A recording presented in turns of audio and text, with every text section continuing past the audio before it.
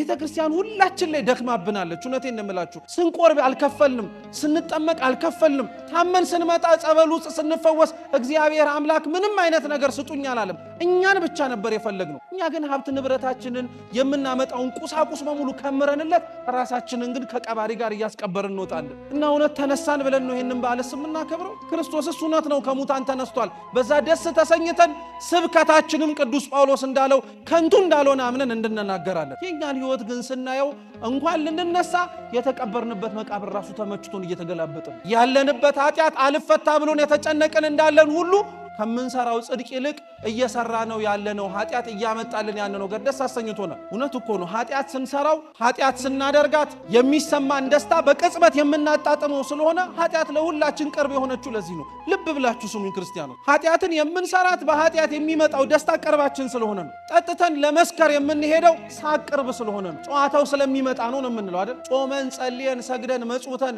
እግዚአብሔር የደከምንበትን የድካማችንን ዋጋ ግን ሲከፍለን አናየው። ለኃጢአት ለምንሮጠው ሩጫ ደሞዙን ወዲያው እናገኘዋለን። ለጽድቅ ለምንደክመው ድካም ግን እግዚአብሔር አምላክ የሚሰጠንን ደሞዝ ያዘገየዋል። ለምን? በምድር ከሚከፍለን በሰማይ ሊከፍለን ስለመረጠ እኮ። እውነቴን የምላችሁ ክርስቲያኖች፣ ድካማችንን ስለ እግዚአብሔር ስንል ያደረግናቸውን መንፈሳዊ ነገሮቻችንን በሙሉ እግዚአብሔር በምድር እንዲከፍለን እንዲያውም አንጠይቅ። በምድር ካልከፈለንም ያልሰማን እንዳይመስለን። የጸሎታችን መልስኛ መኪና ማሽከርከር አይደለም። ቤተ መቅደስ ውስጥ የማስቀደሳችን መልስኛ በቤት ውስጥ በአማረና በጌጠ ቦታ ውስጥ መመላለስ አይደለም። አትሳቱ ክርስቲያኖች። የሁላችን ቤተ ክርስቲያን ውስጥ የሞትን ሰዎች አለ። በጣም የሚገርማችሁ የሚያሳዝነውም እሱ ነው። ውጪ የሞተ ሰው አይለቀስለትም እያልን ትንሣኤና ሕይወት እኔ ነኝ ብሎ በተናገረው በክርስቶስ በፍርድ ዙፋኑ በመቅደስ በታቦቱ በካህናቱ በአገልጋዮቹ ፊት ሆኖ ግን የሞተ ሰው እንዴት አይለቀስለትም? እንዴት እንዲያው መሪርም ባይነባለት። እኛ እኮ ክርስቲያኖች በጣም የምንገርመውና የምናሳዝነው ልንራብ የማንችል ሰዎች እንደሆነን ታውቃላችሁ። የሕይወት እንጀራ ቤተ መቅደስ ውስጥ ያለንን ልንጠማም አንችልነን። ጥምን ቆርጦ የሚጥል ኃጢአትንም ምንጩን የሚያደርቅ የክርስቶስ ደም ያለበት መቅደስ ውስጥ ነን ያለነው። ሞተን እንቀራለን ብለን መናገር አንችልም። የትንሣኤው ጌታ እዚሁ መቅደስ ውስጥ ነው ያለው።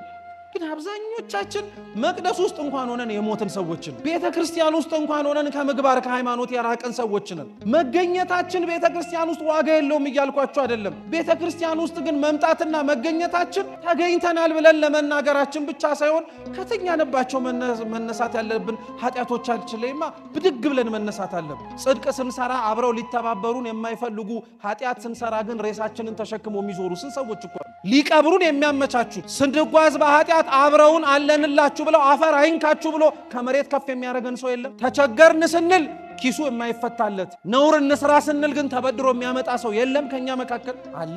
ለኃጢአት የሚቸኩለው ጉልበታችን ለጽድቅ የቀዘቀዘብን የደነደነብን ሰዎች አለን። ትንሣኤ የሚያስፈልገን። ትንሣኤ ማለት ቆመህ በቤተ መቅደሱ እየዘመርክና እያሸበሸብክ የምታከብረው ብቻ ሳይሆን በክርስቶስ ቅዱስ ሥጋና ክቡር ደም ጭምር ታትመህ እውነት ከሙታን መካከል መነሳትን እየመሰከርክ ለዓለም የምትወጣበት በዓል። ገና ያልነቃን ሰዎች አለን ማለት ነው። ገና ያንቀላፋን ሰዎች አለን። ድምፁን እየሰማን ኃጢአትም ደግሞ ጣዕሙ ጠስቆ ጠፍንጎ የያዘን ሰዎች አሉ።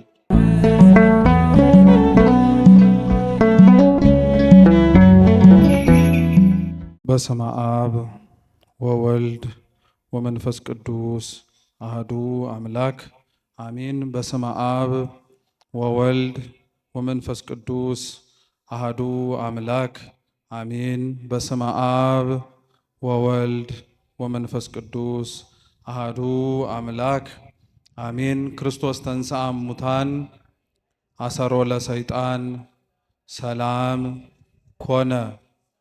ክቡራን አባቶቻችን ካህናት፣ አበው መነኮሳት፣ ወንድሞች ዲያቆናት፣ ሊቃውንተ ቤተ ክርስቲያን፣ መምህራን፣ ዘማሪያን ሁላችሁም እንደየማዕረጋችሁ ከሩቅም ከቅርብም የመጣችሁ የልዑል እግዚአብሔር ቤተሰቦች፣ ምእመናን፣ ምእመናት በወደደን ባከበረን በአምላካችን ፍጹም ሰላም እንደምን ዋላችሁ?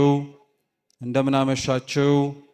በቸርነቱ በምሕረቱ ጠብቆ በዕድሜያችን ላይ ይህችን ሰዓት ጨምሮ በፊቱ ያሳየነውን የእምነት ማነስ የምግባር ጉድለት ይቅር እያለ ለዚህ ያደረሰን የአባቶቻችን አምላክ ልዑል እግዚአብሔር ስሙ የተመሰገነ ይሁን። እንደ እግዚአብሔር ቅዱስ ፈቃድ ከዚህ ሰዓት በኋላ ባለን የተወሰነ ደቂቃ ሕያውና ዘላለማዊ የሆነውን የአምላካችንን ቅዱስ ቃል እንሰማለን፣ እንማራለን። አምላካችን በጉባኤያችን በመሰባሰባችን መሃል ተገኝቶ እንዲያስተምረን፣ እንዲመክረን፣ እንዲገስጸን ሕያውና ዘላለማዊ የሆነውን ቅዱስ ቃሉን መስማት እንድንችል የሁላችንንም አይነ ልቡናችንን እንዲያበራልን የእርሱ ቅዱስ ፈቃድ ይሁንልን። እንደ እግዚአብሔር ቅዱስ ፈቃድ ለዛሬ የምንማማርበት የትምህርታችን ርዕስ የሚሆነው ትንሣኤ ይሆናል። እስኪ ትንሣኤ በሉ፣ ድገሙት። አሁንም ድገሙት። ይሄ አንረሳውም፣ አጭርም ስለሆነ ትንሣኤ በሚል ርዕስ እንማራለን። አምላካችን በድጋሚ እንዲያስተምረን በጉባኤያችንም ተገኝቶ እንዲመክረን እንዲገስጸን የእርሱ ቅዱስ ፈቃድ ይሁንልን። ትንሣኤ ጌታችን መድኃኒታችን ኢየሱስ ክርስቶስ ከሙታን መካከል ከ3 ቀንና ከ3 ሌሊት የመቃብር ቆይታው በኋላ የተነሳውን ክብረ በዓል የምናከብርበትን ዕለት ቅድስት ቤተ ክርስቲያን የምትጠራበት መጠሪያ ነው። ይህንን ትንሣኤ በሌላ ደግሞ አገላለጽ ፋሲካ ብለን እንጠራዋለን። ፋሲካም እንደዚሁ ሁሉ ልክ እንደ ትንሣኤ የጌታችን የመድኃኒታችን ኢየሱስ ክርስቶስን ከሙታን መካከል መነሳቱን የምናስብባትን ዕለት የምንጠራበት የመጠሪያ ስያሜ ነው። ትንሣኤና ፋሲካ ግን የጌታችንን ከሙታን የተነሳበትን የበዓሉን የቀኑ መጠሪያ ብቻ ሳይሆን ራሱ የመድኃኔ ዓለም ስሙም ጭምር ነው። ትንሣኤ ብለን ብዙ ጊዜ እኛ የምናውቀው እንዳልኳችሁ 55 ቀናትን የአብይ ጾምን ጾመን የመጨረሻ የምንፈስክባትን ክርስቶስም ከሙታን ተነሳ ብለን የምንናገርባትን ዕለቷን ትንሣኤ እንላታለን። ግን ትንሣኤ ብለን የምንጠራው በቅድስት ቤተ ክርስቲያናችን ውስጥ ፋሲካም ብለን የምንጠራው ዕለቱን ብቻ ሳይሆን ራሱ አምላካችንንም ጭምር ነው። ቅዱሳት መጻሕፍት ትንሣኤ ብለው ሲጠሩት፣ ፋሲካ ብለው ሲጠሩት ጌታችን ኢየሱስ ክርስቶስን እናገኘዋለን። ከነዛ መካከል ክርስቶስ ትንሣኤ ተብሎ የሚጠራው የሐዋርያው የቅዱስ ዮሐንስ ወንጌል ምዕራፍ 11 ላይ አምላካችን መድኃኒታችን ኢየሱስ ክርስቶስ ወዳጁ የሆነውን አልዓዛር ካንቀላፋበትና ከሞተበት መቃብር ሊያስነሳው ሊቀሰቅሰው በሄደ ጊዜ ላይ ወደ መቃብሩ ከመድረሱ ከተማዋ ገና ደግሞ ከመግባቱ የአልዓዛር እህቶች ከሆኑት መካከል አንዷ ማርታ አምላካችን ኢየሱስ ክርስቶስ ጋር እየሮጠች ሄደች። ከእግሩም ስር ወድቃ ጌታ ሆይ አንተ ከኛ ጋር ብትሆን ኖሮ ወንድማችን ባልሞተ ነበረ አለችው። ጌታችን ኢየሱስ ክርስቶስ ማርታ የተናገረችውን ነገሮች በሙሉ ተናግራ ከጨረሰች በኋላ ግን አምላካችን እንዲህ ነው ያላት። አብራችሁም በሉ፣ ትንሣኤና ሕይወት እኔ ነኝ። ሕይወት ማን ነው? ክርስቲያኖች፣ እግዚአብሔር ነው፣ ክርስቶስ ነው። ትንሣኤስ ማን ነው? እግዚአብሔር ነው፣ ክርስቶስ ነው። አያችሁ፣ ትንሣኤ ብሎ የጠራው ራሱን፣ ሕይወት ብሎ የጠራው ራሱን። ትንሣኤን ስናከብር የምናከብረው የተነሳባትን ዕለቱን ብቻ ሳይሆን በዕለቱ የተነሳውንም አምላካችን መድኃኒታችን ኢየሱስ ክርስቶስንም ጭምር እንደሆነ መርሳት የለብን። እንደዚሁ ሁሉ ትንሣኤ ክርስቶስ እንደሚባለው ሁሉ ደግሞ ፋሲካም ክርስቶስ ተብሎ ሲጠራ እናገኘዋለን። ፋሲካ በኦሪቱ ከሚከበሩ በዓላቶች መካከል ቀዳሚ በዓል ከሚባሉት መካከል አንዱን። ፋሲካ የሚከበርበት ዋነኛ ምክንያት በአጭሩ ለማስቀመጥ እስራኤላውያን ከ400 ዓመት በላይ በግብፅ ባርነት ተገዝተው ከነበሩበት እግዚአብሔር ሙሴን ነቢይ መሪ አድርጎ ከዛ ከባርነት ቀንበር ሲያላቅቃቸው መጨረሻ የመጣውን በግብፅም ከተሞች ላይ የታዘዘውን የሞተ በኩር መቅሰፍት እንዳይነካቸው ለእስራኤላውያን ምን ብሏቸው ነበረ? 1 ዓመት የሆነ ንጹሕ ነውር ነቀፋ የማይገኝበትን በግ አርደው እንዲበሉ አዟቸው ነበር እና እግዚአብሔር አምላክ አርደው እንዲበሉት ደሙንም መቃንና ጉበን የበራቸው አግዳሚና ቋሚ ላይ እንዲቀቡት ሲያዛቸው የሚያርዱትን በግ የፋሲካው በግ ብላችሁ ጥሩት ብሎ ነበር። የማን በግ በሉ እንጂ የፋሲካው በግ ብላችሁ ጥሩት ብሎ ነበር። ያረዱባትን ዕለት ደግሞ ይህችን ደግሞ ዕለቷን የእግዚአብሔር ፋሲካ ብላችሁ ጥሩ ብሏል። የማን ፋሲካ? የእግዚአብሔር ፋሲካ ብላችሁ ጥሩ አላቸው። በጉን አረዱ፣ ስጋውን ጠብሰው በሉ፣ ደሙን መቃንና ጉበኑ ላይ ቀቡ። የመጣባቸው የሞት መቅሰፍት የደም ምልክት ያየባቸውን ቤቶች እያለፈ የደሙ ምልክት የሌለባቸውን ስጋውንም ጭምር ጠብሰው ያልበሉትን ሰዎችን ግን እያንዳንዳቸውን እንደቀሰፋቸው ይናገራል።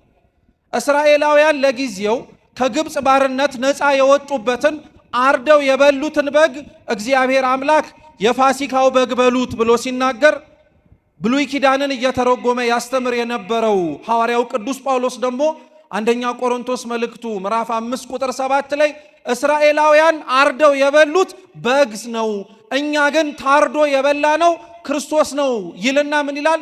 ፋሲካችን፣ እስኪ ፋሲካችን በሉ፣ ክርስቶስ ታርዶልናልና። የታረደው ምናችን ነው? ፋሲካችን ነው። ፋሲካችን ደግሞ ማን ነው? ክርስቶስ ነው።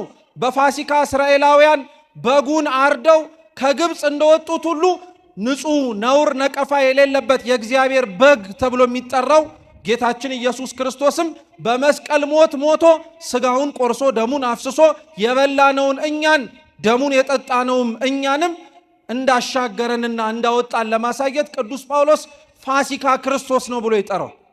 ስለዚህ ትንሣኤም ክርስቶስ ነው፣ ፋሲካም ክርስቶስ ነው የምንለው ለዚህ ነው።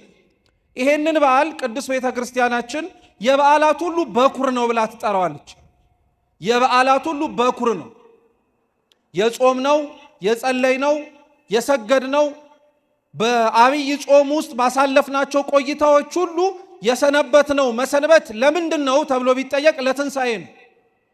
በጌታችን በኢየሱስ ክርስቶስ በሰሙነ ሕማማት መሰቃየቱን፣ መንገላታቱን፣ መገረፉን፣ መሰቀሉን ስንሰማ ብናዝንም ያቺ ያዘንባት የዓርብ ዕለት ላይ ግን ቤተ ክርስቲያን የምትሸኘን እንዳዘንን ሆነ አይደለም። ልብ ብላችሁ ስሙ።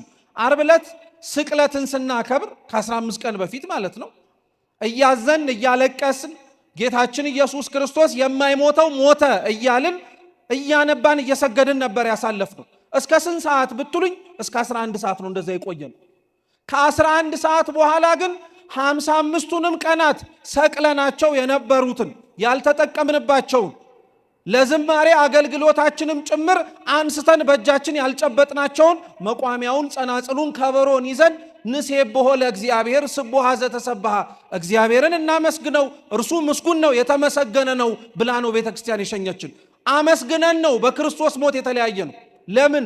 ጌታችን ኢየሱስ ክርስቶስ የሞተባት የዓርብ ምሽት ማለት በአጸደ ነፍስ መለኮት በተዋሃደው ነፍሱ ወደ ሲኦል ገብቶ እኛን ሁላችንን ከሰይጣን አገዛዝ ነፃ አውጥቶ ሲኦልን ባዶ ያስቀረባት። እርሱ ስለመሞቱ እናለቅሳለን። በነፍሱ ወደ ሲኦል ደግሞ ወርዶ እኛን ነፃ ስለማውጣቱ ደስ ተሰኝተን እናመሰግነዋለን። ይሄንን ሁሉ ስናደርግ ደግሞ ተደስተንም ብንቆይ ደስታችን ግን ፍጹም አልነበረም። የተደሰትነው ክርስቶስ ወደ ሲኦል ወርዶ ነፍሳትን ነፃ ስላወጣ ነው። ግን በዛው ቀን ላይ ደግሞ አመስግነን ከጨረስን በኋላ ወደ ቤታችን ደግሞ አንበላም፣ አንጠጣም፣ አንቀምስም ብለን ደግሞ እንገባለን። ያልበላ ነው፣ ያልጠጣ ነው፣ ያልቀመስ ነው ወደ ሲኦል የወረደውን አምላካችን ኢየሱስ ክርስቶስን ብናመሰግነውም ደስታችን ግን ፍጹም ያልሆነው ጌታችን መድኃኒታችን ኢየሱስ ክርስቶስ መለኮት በተዋሃዳት ነፍሱ ወደ ሲኦል ሲወርድ መለኮት በተዋሃደው በዛው ስጋው ደግሞ ወደ ምን ወርዶ ነበር? ወደ መቃብር ገብቶ ነበር። ወደ መቃብር መግባቱን እያየን ደግሞ ተስፋ አድርገን ነበረ። ከዓርብ አንስቶ እስከ ቅዳሜ ለእሁድ ሌሊት 6 ሰዓት ድረስ እያለቀስን እያነባን የነበርነው እኛ እየዘመርን በተስፋ እየጠበቅን ነበረ። ሞትን ድል ያደረገውን ለእኛም ለትንሣኤያችንም ጭምር በኩር የሆነውን ጌታችን ኢየሱስ ክርስቶስን እየጠበቅ፣ ስለዚህ ለዛ ሁሉ ጾም፣ ለዛ ሁሉ መከራ፣ ለዛ ሁሉ እንግልት፣ ለዛ ሁሉ በጾም ውስጥ ከክርስቶስ ጋር አብሮ መከራ መስቀሉን ለተሸከመው ሰውነታችን መጨረሻ የምንከፈለው ስጦታችን የትንሣኤን በዓል አብሮ ከክርስቶስ ጋር ለማክበር ነው። የጾምነው ትንሣኤን ለማክበር ነው። ያስቀደስነው የሰገድነው ከሕማሙ ጋር አብረን ከክርስቶስ ጋር የተሳተፍነው ልክ ሐዋርያው ቅዱስ ጳውሎስ እንደሚነግረን ሞቱን በሚመስል ሞት አብረን ከተባበርነው ትንሣኤውንም በሚመስል ትንሣኤ እኛም አብረን መነሳት እንድንችል። ስለዚህ ትንሣኤ መጽናኛችን ነው። ትንሣኤ ከፍ ብለን እንደምንነሳ ፈርሰን በስብሰን እንደማንቀር ምስክር አድርገን የምንጠቅሰው በዓል ስለሆነ ቤተ ክርስቲያን የበዓላት በኩር ታደርገዋለች። ያ ብቻ አይደለም። ብዙ በዓላትን ቤተ ክርስቲያን ውስጥ ስናከብር በዓላቶቻችን በ3 ነው የሚወሰኑት። በስንት አልኳችሁ? በስንት? በ3 በዓል ስናከብር የትኛውንም በዓሉ ክብረ በዓሉ የሚጀምረው በምንድን ነው ብትሉ በዋዜማ ነው አይደለም? ለምሳሌ ቅዱስ እስጢፋኖስ ዓመታዊ ክብረ በዓል ነው ነገ ብንል ዛሬ ምንድን ነው? ዋዜማ ነው። ስለዚህ ሊቃውንተ ቤተ ክርስቲያን ከቀኑ ጀምሮ ለበዓሉ የሚስማማውን ቀለም እየጨመሩ እያመሰገኑ ምኑን ይጠብቃሉ? በዓሉን ይጠብቃሉ። በዓሉ ዕለት ደግሞ ስንደርስ በዓሉን አክብረን ከጨረስን በኋላ እንደዚሁ አንበታተን። እኚሁ ዋዜማውን ለበዓሉ ተስፋ እያደረጉ የጠበቁ ሊቃውንቱ ደግሞ በዛው በበዓሉ ቀን በዓሉ አልቋል ብለው አይሰናበቱም። በማግስቱም ድጋሚ ተሰብስበው ደግሞ እግዚአብሔርን ያመሰግኑታል። ስለዚህ በዋዜማ እናከብራለን፣ ክብረ በዓሉን እናከብራለን። ተመልሰን ደግሞ መተን በዓሉንም ዋዜማውንም እንድናሳልፍ ያደረገንን እግዚአብሔርን እናመሰግናለን። ትንሣኤን ግን 3 ቀን አይደለም የምናከብረው፣ 55 ቀን የምናከብረው። ስንት ቀን? 55 ቀን። የጾምናቸውን ቀናት ያክል ትንሣኤውን እናከብረዋለን። የጾምናቸውን ቀናት ያክል ትንሣኤውን እናከብረዋለን። ለምንድን ነው ትንሣኤውን 55 ቀን የምንቆየው የሚለውንም ማወቅ አለብን። በዓሉን የምናከብረው ክርስቲያኖች ልብ ብላችሁ አዳምጡ። በእነዚህ 55 ቀናት ቤተ ክርስቲያናችን ከምናውቀውና በጾም ውስጥ ስናሳልፈው ከነበረው ከጾሙ ከስግደቱም ጭምር በተወሰነ መልኩ ተከልክለን እነዚህን ወቅታት በደስታ እንድናሳልፈው የምታደርገን ልብ ብላችሁ ስሙ ክርስቲያኖች፣ በጾም ውስጥ ያቆምናቸውን ኃጢአቶቻችንን መልሰን ለመስራት እድልና በር ለመክፈት አይደለም። ብዙ ሰው የትንሣኤን በዓል በጾም ውስጥ ናፍቆ እንደሚጠብቀው ሁሉ ትንሣኤ ገብቶ ግን የሚያከብረውና የሚመላለስበት የትንሣኤ ወቅትን ግን እስኪያልቅን የሚለምነው እውነት አስት እውነት እኮ ነው።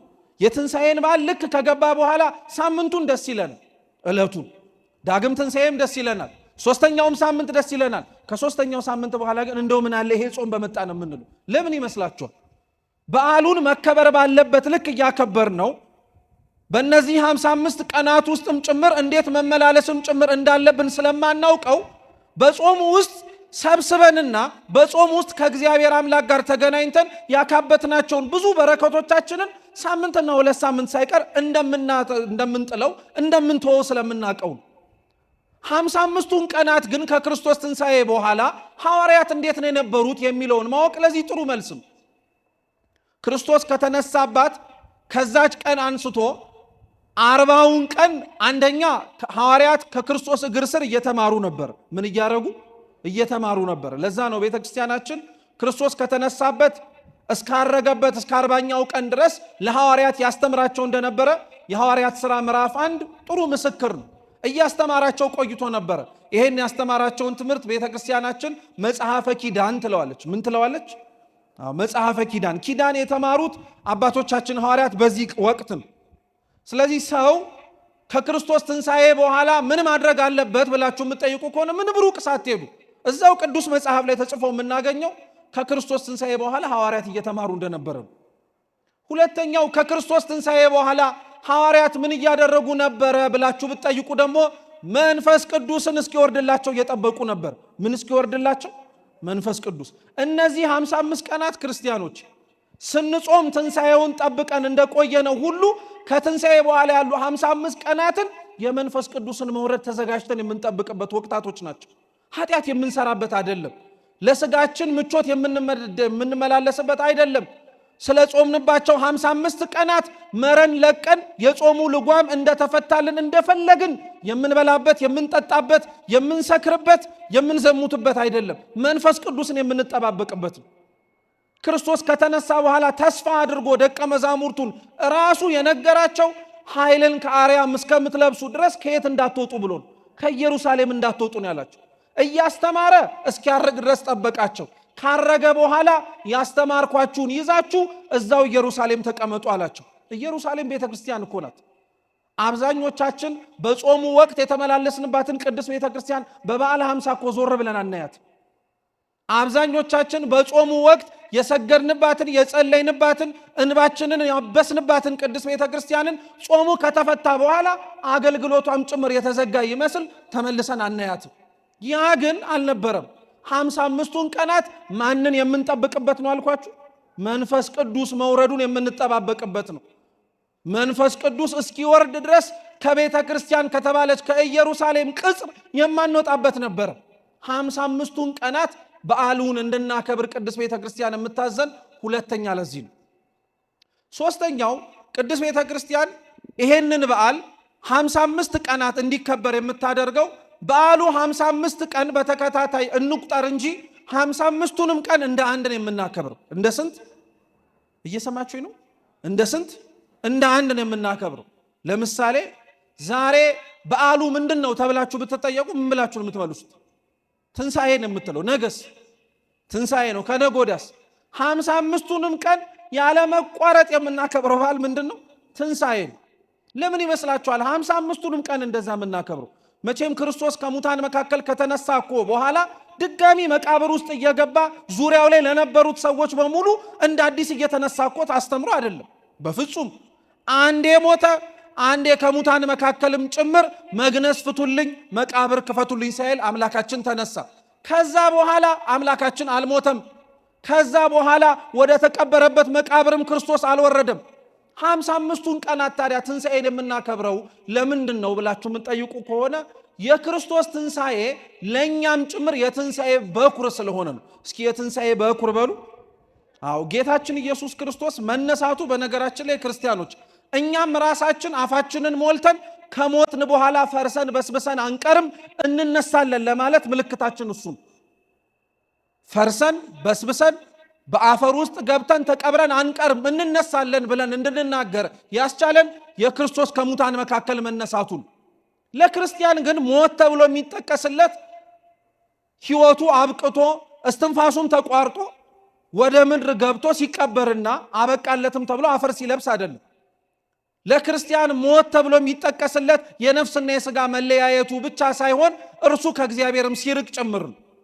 ትንሣኤም ትንሣኤ ተብሎ የሚጠራው አንድ ሰው ከሙታን መካከል ሲነሳ ብቻ አይደለም። ትንሣኤ ልቡናም ጭምር ነው። ሰው ከገቢረ ኃጢአትን ከመስራት ጽድቅን ወደ መስራት የሚመጣ ከሆነ እገሌ ተነሳ ይባላል። ሞቶ ነበረ፣ አንቀላፍቶ ነበረ፣ ተነሳ ይባላል። ለዛ ነው ቅዱስ ጳውሎስ የቆላሲስ መልእክቱ ላይ ሲናገር አምላካችን ኢየሱስ ክርስቶስን ምዕራፍ 1 ቁጥር 8 ላይ ምን ይለዋል? እርሱ ጌታችን ኢየሱስ ክርስቶስ የሙታን በኩር ነው ብሎ ይጠራዋል። የምን በኩር ነው? አረ መልሱ። የምን በኩር ነው? የሙታን በኩር ነው ይለዋል። እንደው እስኪ ልጠይቃችሁ፣ ክርስቶስ ለመሞት የመጀመሪያ ሰው ነው እንዴ? አረ ተው። ክርስቶስ ለመሞት የመጀመሪያ ነው? አረ አይደለም። መጽሐፍ ቅዱስ ላይ እንኳን ሞተው የተነሱ ሰዎች አሉ እኮ። የማርቆስ ወንጌል ላይ አንዲት ጣሊታ ተብላ የምትጠራ ልጅ አለች። የሉቃስ ወንጌል ምዕራፍ 7 ላይ አንተ ጎበዝ ተብሎ የተጠራ ሰውዬ አለ። የዮሐንስ ወንጌል ምዕራፍ 11 ላይ አልዓዛር የሚባል ሰው አለ። እርሱን እሺ ተዉት። የማቴዎስ ወንጌል ምዕራፍ 27 ላይ አምላካችን ኢየሱስ ክርስቶስ በተሰቀለ ጊዜ የመጨረሻ ተሰቅሎ ከተናገራቸው ንግግሮች መካከል የመጨረሻው ተፈጸመ ነው። ተፈጸመ ካለ በኋላ አሰምቶ ጮሆ ነፍሱን ከሥጋው በገዛ ፈቃዱ ምን አደረገ? ለየ። ክርስቶስ አሰምቶ በጮኸባት ቅጽበት በኢየሩሳሌምና በዙሪያው የተቀበሩ 500 ሙታን ተነስተዋል ብሎ መጽሐፍ ቅዱስ እኮ ጽፎ ነግሮን። እንደው ስትመለከቱት ራሱ ሞቶ ለመነሳት ለመሞትም ጭምር ጌታችን ኢየሱስ ክርስቶስ የመጀመሪያ አይደለም። ታዲያ ለምንድን ነው ቅዱስ ጳውሎስ ክርስቶስን የሙታን በኩር ብሎ የሚጠራው ብላችሁ ከጠየቃችሁ፣ እነዚህ የነገርኳችሁ ሰዎች በሙሉ ይሙቱ እንጂ በራሳቸው ፈቃድ አልሞቱ፣ ይነሱ እንጂ በራሳቸውን ፈቃድ ምን አላደረጉም? አልተነሱም። በራሱ ፈቃድ ለመሞት በራሱን ፈቃድ ለመነሳት ክርስቶስ መጀመሪያ ብቻ ሳይሆን ብቸኛም ጭምር ነው። መጀመሪያ ብቻ ሳይሆን ብቸኛ ነው። ያንን ያደረገ ማንም የለም። 55ቱን ቀናት ትንሣኤን የምናከብረው ክርስቲያኖች ክርስቶስ ከሙታን መነሳቱን አምላካችን ኢየሱስ ክርስቶስ ከመቃብር ባዶ አድርጎት መነሳቱን ተጠራጥረን አይደለም። 55 ቀናት እያስታወስን የምናከብረው 55ቱንም ቀናት ትንሣኤን የምናከብረው ክርስቶስ ከሙታን ይነሳ እንጂ እኛ ከተቀበርንባቸው የኃጢአት መቃብሮችን ገና ያልተንቀሰቀስንና ያልተነሳን ሰዎች ስላለን፣ ገና ያልነቃን ያልተቀሰቀስን ሰዎች አለ። በዕለተ ትንሣኤ ቀን ጌታችን ኢየሱስ ክርስቶስ ከሙታን መካከል ሲነሳ የገደለንን ኃጢአታችንን ትተን ያልተነሳን በጣም ብዙ ሰዎች አለን። እድል ነው ማለት ነው። 55ቱንም ቀን እድል አለ። ያላቆምከውን አቁመህ ያሰረህን የቀበረህን በደልንና ክፋትህን ትተህ ከጌታችን ከኢየሱስ ክርስቶስ ጋር ለመራመድ አብሮም ጭምር ለመኖር ስንት ቀን እድል አለ? 55 ቀናት እድል አለ። እማትበላው የማትጠጣው የጾምካቸውን ቀናት ለማካካስ አይደለም። የምንበላው የምንጠጣው አጽዋማት የሉም ብለን የምንናገረው በጾምንባቸው ፋንታ ለስጋችን ደስታ እንዲሰማን ለማድረግ አይደለም። ይሄ ወቅት መንግስተ ሰማያትን ወርሰን የምንኖርባትን የእግዚአብሔር መንግስትም ጭምር የምናስብበትም ጭምር ነው። የክርስቶስን መንግስትስ የሚወርሱት ሙታን ናቸው ሕያዋን ክርስቲያኖች? እንዴት አመሻችሁ? የክርስቶስን መንግስት የሚወርሱት ሙታን ናቸው ሕያዋን ናቸው? አሁን የክርስቶስን መንግስት የሚወርሱት ሕያዋን ናቸው ሙታን አይደሉም ካልን እኛ በትንሣኤው በእነዚህ 55 ቀናት እየተመላለስን ያለ ነው እንደ ሞተ ሰው ነው ወይስ ከሙታን መካከል ተነስቶ በክርስቶስ ትንሣኤ እንደሚያምን ሰው? ጥያቄው እርሱ ነው። ክርስቲያኖች ትንሣኤ ዝም ብለን በየዓመቱ ሲመጣ ጾመን የበዓላቱን ሁሉ መፈሰኪያ አድርገን የምናከብረው በዓል አይደለም። እኛም ራሳችን መነሳት እንዳለብን የሚያስታውሰን ነው። ፋሲካን የምናከብረው እኛው ራሳችን ከኃጢአት መሻገር እንዳለብን እያስታወስን። ለዛ ነው አምላካችን ኢየሱስ ክርስቶስ ከሙታን መካከል ከመነሳቱ በፊትና ከሙታን መካከል ከተነሳ በኋላ በጣም የሚገርማችሁ ስለ ትንሣኤ ያስተማራቸው በጣም መሰረታዊ ትምህርቶች አሉ። እየሰማችሁ ነው? መሰረታዊ ትምህርቶች አሉ። ሰው እንዴት ከተኛበትና ካንቀላፋበት እንዴት ከክርስቶስ ጋር መመላለስ የከበደውን እንደ መቃብር ገንዞ ጠፍንጎ የያዘውን ኃጢአት ተነስቶ እንዴት መራመድ እንደሚችል አምላካችን ኢየሱስ ክርስቶስ አስተምሮናል። ይሄንን ለመረዳት ቅድም ያልኳችሁን ክርስቶስ ከሙታን መካከል ያስነሳቸውን 3 ሰዎች ታሪክ ብቻ ነው የምነግራችሁ። ስንት ሰዎች? 3 ሰዎች። እግዚአብሔር ከሁላችን ጋር ይሁን። የመጀመሪያዋ ክርስቶስ ከሙታን መካከል ያስነሳት የማርቆስ ወንጌል ምዕራፍ 5 ላይ ያለች ጣሊታ ተብላ የምትጠራ አንዲት ልጅ ናት። ታሪኩን ባጭሩ ለመናገር ያክል ኢያኢሮስ ተብሎ የሚጠራ የአይሁድ የምኩራብ አለቃ የነበረ አንድ ሰው ነበረ ይላል ቅዱስ ማርቆስ ትረካውን ሲጀምር።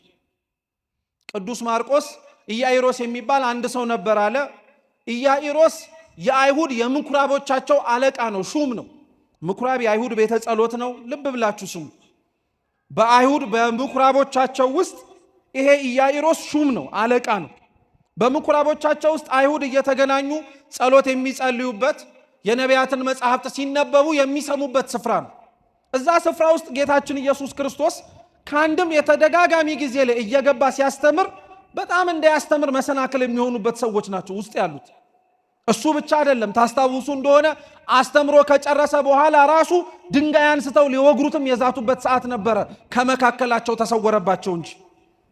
ኢያኢሮስ ማለት እንደዚህ ክርስቶስን ለመግደልና ክርስቶስ የሚናገረውን ላለመስማት ይሰባሰቡ ከነበሩት ከምኩራብ አይሁድ መካከል አለቆች መካከል አንዱ ነው። ኢያኢሮስ ታዲያ ልጁ በጠና ታመመችበት። ልጁ በጠና ስትታመምበት አምላካችን መድኃኒታችን ኢየሱስ ክርስቶስ ጋር እየሮጠ ሄደና መምህር ሆይ ልጄ በጠና ታማብኛለችና እባክህ አድንልኝ አለ። እንግዲህ አስቡት፣ ኢያኢሮስ የምኩራብ አይሁድ አለቃ ነው እያልኳችሁ ነው። ክርስቶስን ከማይወዱት ሰዎች መካከል አንዱ ነው እያልኳችሁ ነው። ይሄ ሰውዬ ካልጨነቀው በቀር ወደ ክርስቶስ እንደመሄድ እርግጠኛ መሆን አለባችሁ። ስለጨነቀው፣ ስለጠበበው፣ አማራጭ ስላጣ ተስፋ ብቸኛ ሳይሞክረው ቀርቶ በኋላ እንዳይጸጽተው ብሎ ነው ጌታችን ጋር ሄደው። ጌታችንም ጋር ሲሄድ ጌታ ሆይ አላለው፣ መምህር ሆይ ነው ያለው። ምንድነው ያለው? መምህር ሆይ ነው ያለው። ጌታ ሆይ ብሎ አምኖ ራሱ ለመመስከር አልፈለገም። ይኸው ሲጨንቅህ ሲጠብህ እኮ የምትለው ራሱ ክብርህን ጠብቀህ ነው። ታውቃለህ አይደል? አንዳንዶቻችን ጨንቆን ጠቦን ከቅድስት ቤተ ክርስቲያን ደጅ መተን እግዚአብሔር እንዲሰማን እንፈልጋለን። በጨነቀን በጠበበን ልክ ደግሞ ክብራችንም ያስጨንቀናል። ተንበርክከን እንድንታይም አንፈልግም። አጎንብሰን ሰውነታችንም አቧራ እንዲነካውም አንፈልግም።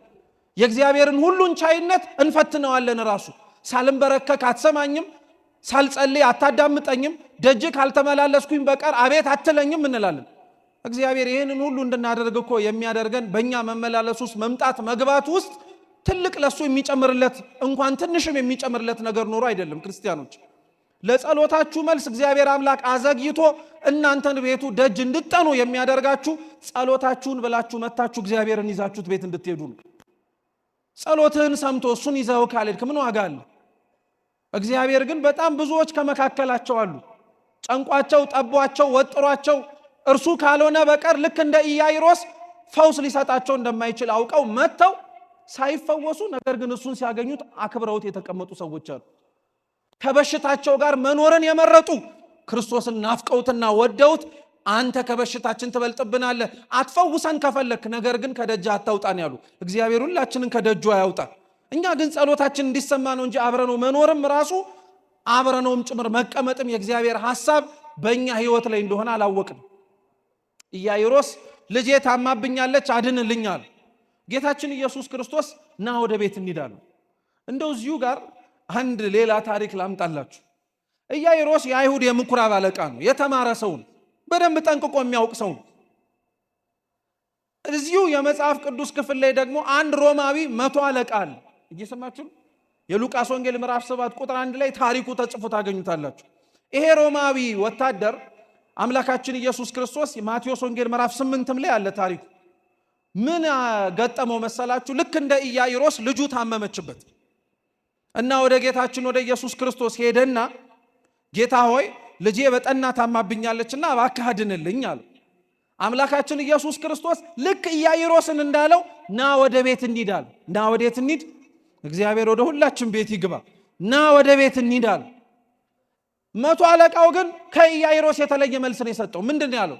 ጌታ ሆይ ወደ ቤቴ ጠፈር ትገባ ዘንድ እኔ የሚገባኝ ሰው አይደለሁም አለ። እንግዲህ ተመልከቱ፣ ይሄ እኮ 100 አለቃ ነው፣ ሮማዊ ነው፣ አሕዛባዊ ነው። ስለ እግዚአብሔር አምላክነት ስለ ኢየሱስ ክርስቶስ ፍጹም ሰው ፍጹም አምላክነት አያውቅም። ግን የፈለገውንና የለመነውን ነገር እግዚአብሔር እንዲያደርግለት ሲለምነው እርሱ ግዴታ መውረድ እንደማይጠበቅበት ያውቃል። አንተ ወደ ቤቴ ጠፍር ልትገባ አይገባኝም አለው። ቃል ብቻ ተናገር ልጅ ይድናል አለው። እንደዛም ብሎ አላቆመም፣ ቀጠለለት። እኔ እንደምታየኝ 100 አለቃ ነኝ። በቃሌ ተናግሬ እኔ መሄድ ሳይጠበቅብኝ ባለሟሎቼና አሽከሮቼ የወደድኩትንና የፈቀድኩትን ያደርጉልኛል አለ። እየሰማችሁ ነው? ኢያኢሮስ እኮ እንደዚህ ያላለው።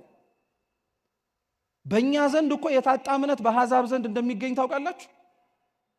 እኛ ልንለው የሚገባንን እግዚአብሔርን ሳንለው የማያውቁትና የማያምኑት ሰዎች ግን ሲፈሩት፣ ሲንቀጠቀጡለት፣ ሲርዱለት የተነሳውን ጌታችን ኢየሱስ ክርስቶስን ሊያመልኩት ሲቸኩሉ እናያለን። ለእኛ ግን አምላካችንም ሆኖ ከምንም ሳንቆጥረውም እንገኛለን። እግዚአብሔር እውነት አይነ ልቡናችንን ያብራልን። በጣም ትልቅ የእኛ ችግር ይሄ ነው ክርስቲያኖች። እንደ ኢያኢሮስ ነው። ኢያኢሮስ እንደ መምህርነቱ እንደ አዋቂነቱ 100 አለቃው የተናገረውን መናገር ይጠበቅበት ነበር፣ ግን አልተናገረም። ክርስቶስም አልወቀሰውም። አይገርማችሁ? በጣም የሚደንቀው ደግሞ እሱ ነው። ኢያኢሮስ ሰው ነው። መናገር ያለበትን አልተናገረም፣ ማውራት ያለበትን አላወራም። ክርስቶስ ግን ያንን አስቦና ያንን ተመልክቶ የራስ ጉዳይ አላለው። ኧረ እሱ ብቻ አይደለም የሚደንቀው። ኢያኢሮስ እኮ ሊገሉት ከሚፈልጉ ሰዎች መካከል አንዱ ነው። ክርስቶስ ልጄ ታማብኛለች ብሎ ሲመጣ እኮ እና እኔ ምን ላድርግ? ልትገለኝ እየፈለግ ጭራሽ ቤትህ ልውረድ ብሎ መናገር እኮ ይችላል። ልታጠፋኝ እየፈለክ እንደሆነ እያወቅሁ ያንተን ፈቃድህን ልፈጽምልህ ማለት ይችላል።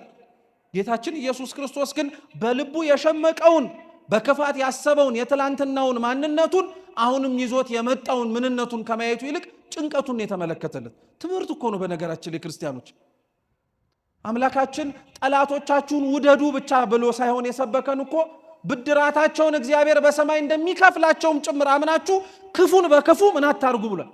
ኧረ መልሱ። ክፉን በክፉ እስኪበሉ ምን አታርጉ። ክርስቶስ ስለሚጠላው ኢያኢሮስ አልጠላውም። ክርስቶስ ጆሮ ስላልሰጠው ኢያኢሮስ ጆሮ አልሰጥህም አላለው። እግዚአብሔር አይደንቃችሁም? ጆሮ ሳንሰጠው ጆሮ ይሰጠናል። በአንደበታችን የሚማርክ ንግግር ለሱ ደስ የሚያሰኝ ምስጋናና ልመና ሳናቀርብለት ያዳምጠናል። ማን እንደዚህ የሚንከባከበንና ማን እንደዚህ ጆሮ ሰጥቶ የሚያዳምጠን ሰው አለ? ንግግራችን አላማረም፣ ጆሮአችሁን ከፍታችሁ አልሰማችሁኝም እኮ ብሎ እግዚአብሔር አምላክ ጆሮን አልከለከለብንም፣ ያዳምጠናል። አሁንም ልብ አይሰማን። በነገራችን ላይ ክርስቲያኖች እንደነዚህ አይነቱን ነገሮች እግዚአብሔር አምላክ እንድንጽናናበት ይንገረን እንጂ ዛሬ እርሱ ሲናገር እንዳልሰማ ነው፣ ነገ በፍርድ ቀን እኛ ስንጮህ የማይሰማን ጊዜ ይመጣል። ዛሬ እሱ ሲናገር ልባችንን ከፍተን እንዳልሰጠነው ነገኛ ጮኸን ርስት መንግስተ ሰማያትን አውርሰን ስንለው አላውቃችሁም ወግዱልኝ ከፊቴ ሊለንም ይችላል። ከዛ አይነቱ መገፋት እግዚአብሔር አምላክ ይሰውረን። ልባችንን ጆሮአችንን መክፈት አለብን። ኢያኢሮስና ወደ ቤት እንሂዳለው። ክርስቶስ ጋር አብሮ መራመድ ጀመሩ። ጥቂት እንደተራመዱ ግን በጣም ብዙ ሰው ጌታችን ኢየሱስ ክርስቶስን ይከተለው ጀመር። ለተለያየ ምክንያት የሚመጣ ሰው ነው። ሁሉም ፈውስን ፈልጎ ሲራመድ ያየው ሰው በሙሉ እየነካው እየዳሰሰው የዳዊት ልጅ ሆይ ማረኝ እያለው ይጠራው ነበር። ጌታችን ኢየሱስ ክርስቶስ በመንገዱ ግን የተነሳበትንና ኢያኢሮስ ለቤት ውስጥ የታመመችውን ልጁን ለማዳን ይጓዝ ነበር። መንገድ ላይ ግን በጣም ሰው ከመብዛቱ የተነሳ በመንገድ አዘገጁት። እዛ መንገድ መካከል ደግሞ ቅዱስ መጽሐፋችን የአንድ ሰው ሌላ ታሪክ ደግሞ ይጨምርልናል። ቁም ነገር ስላለው ስሙ። አንዲት ሴት ነበረች ይላል 12 ዓመት ሙሉ ደም ይፈሳት የነበር። እንዲሁ የዚህ ሴት ታሪክ በጣም የሚገርማችሁ ቅዱስ መጽሐፋችን ስለዚህች ሴት የህመም ምክንያት መንስኤ ሲናገር ምን ይላል መሰላችሁ? ማታ ተኝታ ጠዋት ስትነሳ ነው ህመሙ የጀመራት። ማታ ስትተኛ ጤነኛ ነበረች። ጠዋት ስትነሳ ደም ይፈሳት ጀመር። ለብዙ ባለመድኃኒቶች ገንዘቧን አወጣች፣ የሚፈሰውን ደሟን እንዲያቆሙላት። ገንዘቧን ጨረሰች እንጂ ማንም ደሟን ሊያደርቅላት አልቻለም። እናንተ ተኝቶ መነሳት ለካ ትልቅ ቁም ነገር ነው። ተኝቶ አለመነሳት አለ። ተኝቶ ያለ ጤና መነሳት እንዳለ ራሱ የዚህ ሴትዮ ታሪክ ምስክር እኮ ነው። ተኝታ ስትነሳ ነው ሙሉ በሙሉ ጤናዋ ታውቆ የተገኘችው። 12 ዓመት ሙሉ ተሰቃይታበታለች። ያሰቃያት የደሟ መፍሰስ ብቻ አይደለም። አይሁድ እንደ ሕግና እንደ ስርዓታቸው ደም የሚፈሳቸውን ሰዎች አያስጠጉም። ተጠግተው እንኳን ወደ እነሱ እንነጋገር እንኳን ቢሉ ሲነኳቸው ለምን ነካችሁን ብለው ድንጋይ አንስተው ራሱ ይወግራሉ። ሰውም ጨክኖባታል፣ ጤናዋም ጭምር ከድቷታለች ሴት። ጌታችን ኢየሱስ ክርስቶስ ታዲያ በሕዝብ መካከል ሲራመድ አየችውና ምን ብላ አሰበች? የልብሱን ጫፍ ብነካው እፈወሳለሁ አለች። በልቧ እኮ ነው ያሰበችው። አፍ አውጥታ ራሱ አልተናገረች። ከዚህ በኋላ ወደ ክርስቶስ መሄድ ጀመረች። ራሷ ላይ ፈርዳን ሄደችው። እንዳልኳችሁ ደም እንደሚፈሳት ያውቃሉ። ደም የሚፈሳት እሷ ብትነካቸው ድንጋይ አንስተው ሊወግሯት እንደሚችሉ ታውቃለች። በሕይወቷ ፈርዳ ግን ታምሜ ከምኖር ተፈጉሼ ብሞት እመርጣለሁ ብላ ቀጥ ብላ ሄደች። ጌታችን ኢየሱስ ክርስቶስንም ከዛ ሁሉ ሰው መካከል ወረደችና ቀሚሱን ነካችው። አምላካችን ይራመድበት ከነበረበት ከዛ ሕዝብ ሁሉ ግፊያ ቆመና ከናንተ መካከል የነካኝ ማን ነው አለ። እስኪ እንደው አስቡት፣ መሃል መስቀል አደባባይ ላይ በዛ ሁሉ ትርምስ ውስጥ ቆሞ አንድ ሰው ማን የነካኝ ይላል? ማን የማይነካ? ገበያ መካከል ቆመህ ያ ሁሉ ሰው እየተራመደ ማን የነካኝ አይባልም። ሁሉም ሰው ለራሱ ዓላማ ወደዛ ወደዚህ ስለሚል አስቦም ሳያስብም አውቆም ሳያውቅም ሊነካ ይችላል። ጌታችን ኢየሱስ ክርስቶስ ግን ያ ሁሉ ሰው እየነካው ለዛ ሁሉ ሰው ማን የነካኝ ብሎ አልጠየቀም። እሷን ግን ማን የነካኝ ብሎ ጠየቀ። እሷ የነካችው በእምነት ስለሆነ ነው። በነገራችን ላይ የክርስቶስ የቀሚሱ ጫፍ በነገራችን ላይ ክርስቲያኖች ቤተ ክርስቲያን ናት። ነቢዩ ኤርምያስ እግዚአብሔር አምላክም በረጅም በዙፋኑ ላይ ከፍ ብሎ እንዳየው ሲናገር የመቅደሱን ጫፍ መቅደሱን ሞልቶት ነበር ይላል። የቀሚሱ ጫፍ መቅደሱን ሁሉ ሞልቶት ነበረ። ዛሬ ተረትና ዘበት ይመስለናል ላላመንንና አምነንም ጭምር ለማንመላለስ ክርስቲያኖች እንጂ እናቶቻችን ለዚህ ጥሩ ምስክር ናቸው። መጥተው የቅድስት ቤተ ክርስቲያኑን ደጅ አምዱን ይነኩታል፣ ጀርባቸውን ይመቱበታል፣ ይዳበሱበታል፣ አፈሩ ላይ ይንከባለሉበታል። በውጭ ያለ ሰው አይቶ ድንጋይ ላይ ተንከባለሉ፣ አፈር ላይ ተንከባለሉ ቢል አይገርምም። ሲጀመር አፈርም አፈር ነው ለእርሱ፣ ድንጋይም ድንጋይ ነው። ቤተ መቅደስ ውስጥ ቤተ ክርስቲያን ውስጥ ሆነን እንደዚህ አይነት ድርጊታቸውን አላዋቂነትና ያለማመን ነጸብራቅ ነው ብለን እኮ የምናወራ ሰዎች አለን። ግን እነሱ ተፈውሰው እነሱ ከእግዚአብሔር ጋር ቀርበው እነሱ በንጹህ ልባቸው ሲነኩት ግን እግዚአብሔር እነሱን ከኛ ይልቅ ማን የነካኝ ብሎ ይናገራል። ማን የነካኛል? ከእናንተ መካከል አንድ ሰው የነካኝ ሰው ሲነካኝ ከሰውነቴ ኃይል ሲወጣ ተሰምቶኛል። ያቺ ሴት አፍራ ተሸማቃ እኔ ነኝ ራሱ አላለችው። ክርስቶስ ግን የነካውን መነካት ካወቀ የነካውን ማንነትም የሚያውቅ ማእመረ ህቡዓት ሁሉን የሰወረውን የሚገለጥለት አምላክ ነውና ዞሮ ወደዛ ሴት ምን አለ? አንቺ ሴት ኃጢአትሽ ተሰርዮልሻል። አይገርማችሁም? ክርስቶስ ያደረቀላት ምኗን ነው? እየሰማችሁ ነው? ክርስቶስ ያደረቀላት ምኗን ነው? ደምሽ ደርቆልሻል ግን አላላትም። ምንሽ ተሰርዮልሻል ያላት እግዚአብሔር። አይገርማችሁም? አንተ ይዘህ የመጣኸው የደም ችግር የጤና ችግር ሊሆን ይችላል። እግዚአብሔር ግን ጤናህን መልሼልሃለሁ ሳይሆን የሚል በካህናቱ ላይ ኃጢአትህ ምን ተደርጎልሃል? ተሰርዮልሃል፣ ሂድ ነው የሚል። እግዚአብሔር የሁላችንንም ኃጢአታችንን ይቅር ይበለን። ለዛች ሴት አምላካችን ኢየሱስ ክርስቶስ ቆሞ ደሟን ነው ቀጥ ያደረገላት። ለኛ በዕለተ ዓርብ እንደ ብራና ተወጥሮ ደሙን አፍስሶ የኃጢአት ደማችንን ያደረቀልን ክርስቶስ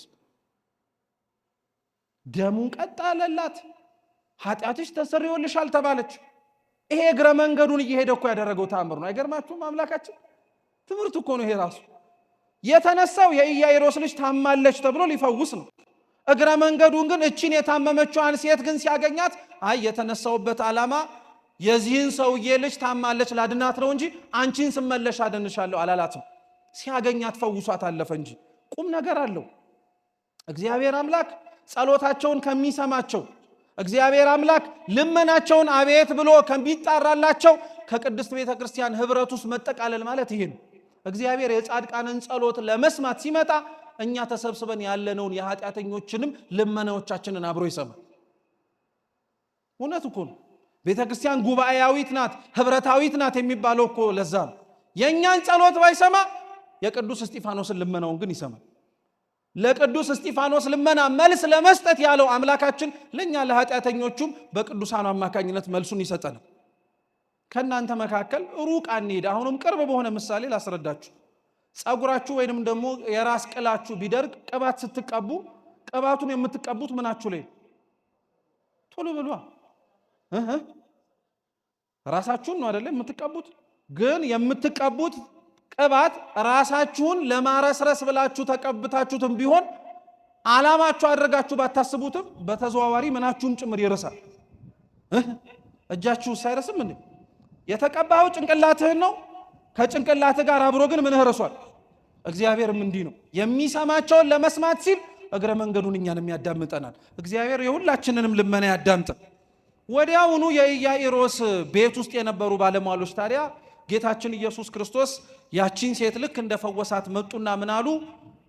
ልጅህ የታመመችው ሞታለች፣ ከዚህ በኋላ መምህሩን አታድክመው አሉት።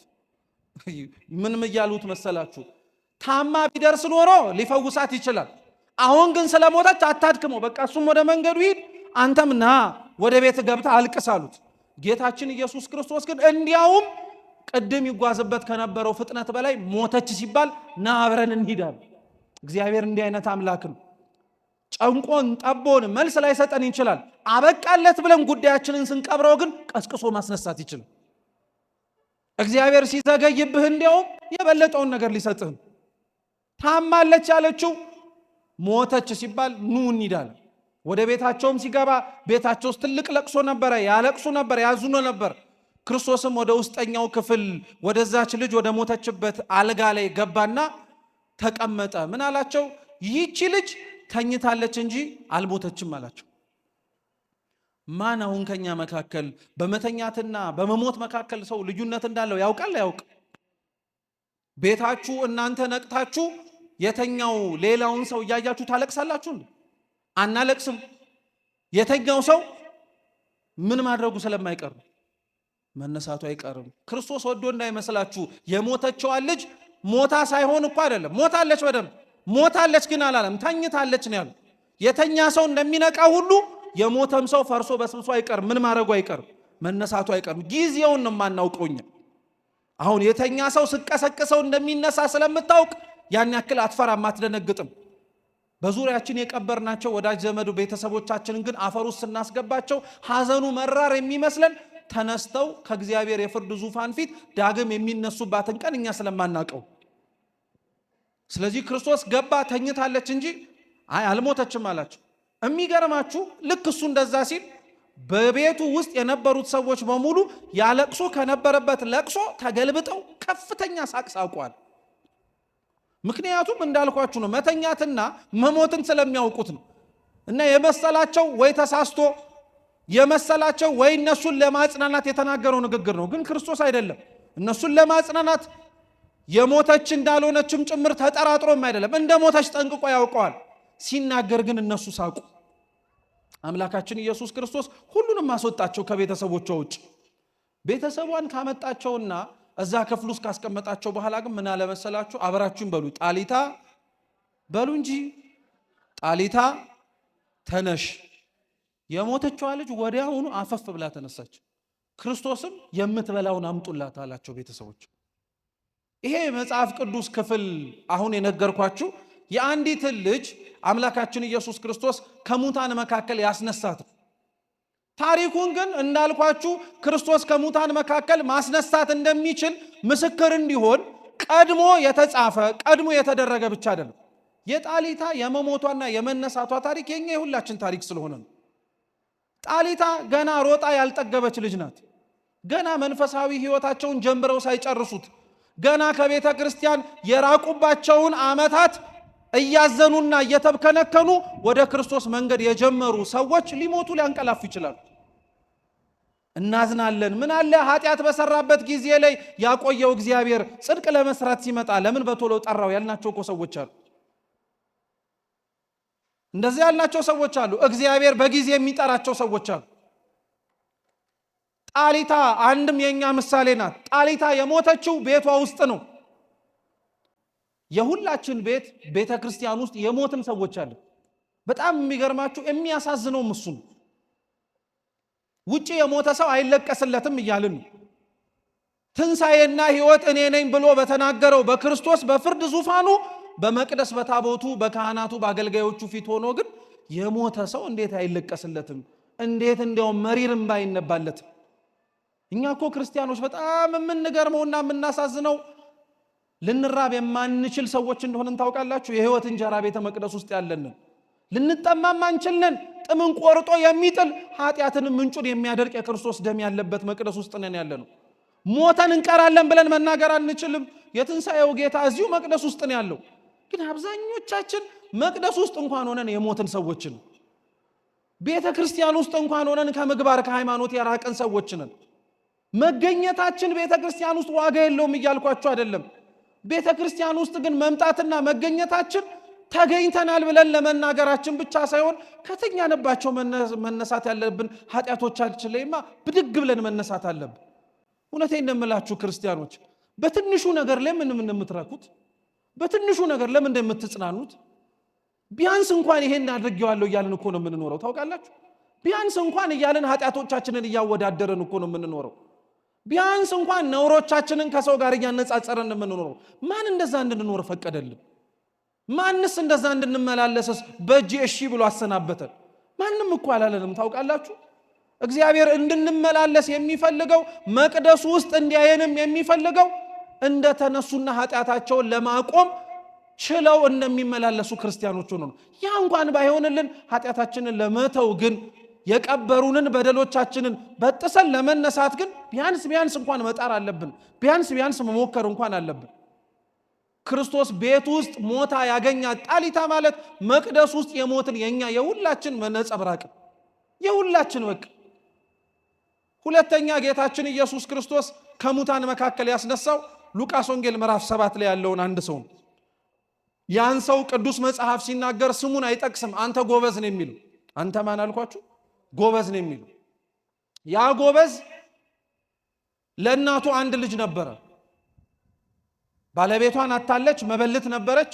ጭራሽ ደግሞ ባለቤቷን ማጣቷ ሳያንስ ብቸኛ የወለደችዋም ልጇ ገና በወጣትነቱ ወራት ሞተባት። ከሞተበት ስፍራ ይዛ በቃሬዛ አሸክማ ልትቀብረው ስትሄድ ጌታችን ኢየሱስ ክርስቶስ በመንገድ ላይ ያገኛት። አታልቅሺ አላት። መጀመሪያ አታልቅሺ አላት። እንደዚሁ ዝም ብሎ ለማጽናናት አይደለም። ጌታችን ኢየሱስ ክርስቶስ የመጣው እሷን ለቅሶ እንደሚደርስ ሰው ሐዘኗን ጭምር ለመካፈል እንደመጣ አንድ ሰው አይደለም። ሊያስነሳላት ስለመጣ ምን አታርጊ አላት? አታልቅሺ አላት። እናትየዋ ቀጠለች፣ ተናገረች። እንዴት አታልቅስ? የሚያስለቅሳት የልጇ መሞት ብቻ አይደለም፣ የሚያስለቅሳት ተስፋዋንም ጭምር ነው ያጣችው። ጧሬ ነው፣ ቀባሬ ነው፣ መጽናኛዬ ነው፣ ቢያንስ እንኳን እምባዬን ያብስልኛል ያለችው ልጇን የሞተባት። አለቀሰች፣ አነባች። ጌታችን ኢየሱስ ክርስቶስ ግን ምን አደረገ? ቃሬዛውን ተሸክመው የሄዱት የነበሩትን ሰዎች አስቆማቸውና ቃሬዛው ላይ እጆቹን ዘርግቶ ያዘ። አንተ ጎበዝ ተነሳለው፣ ከሙታን መካከል አስነሳው። ቁም ነገሩ እርሱን ማስነሳት ከሆነ ክርስቲያኖች ለምን ቃሬዛውን መንካት አስፈለገ? እየሰማችሁ ነው?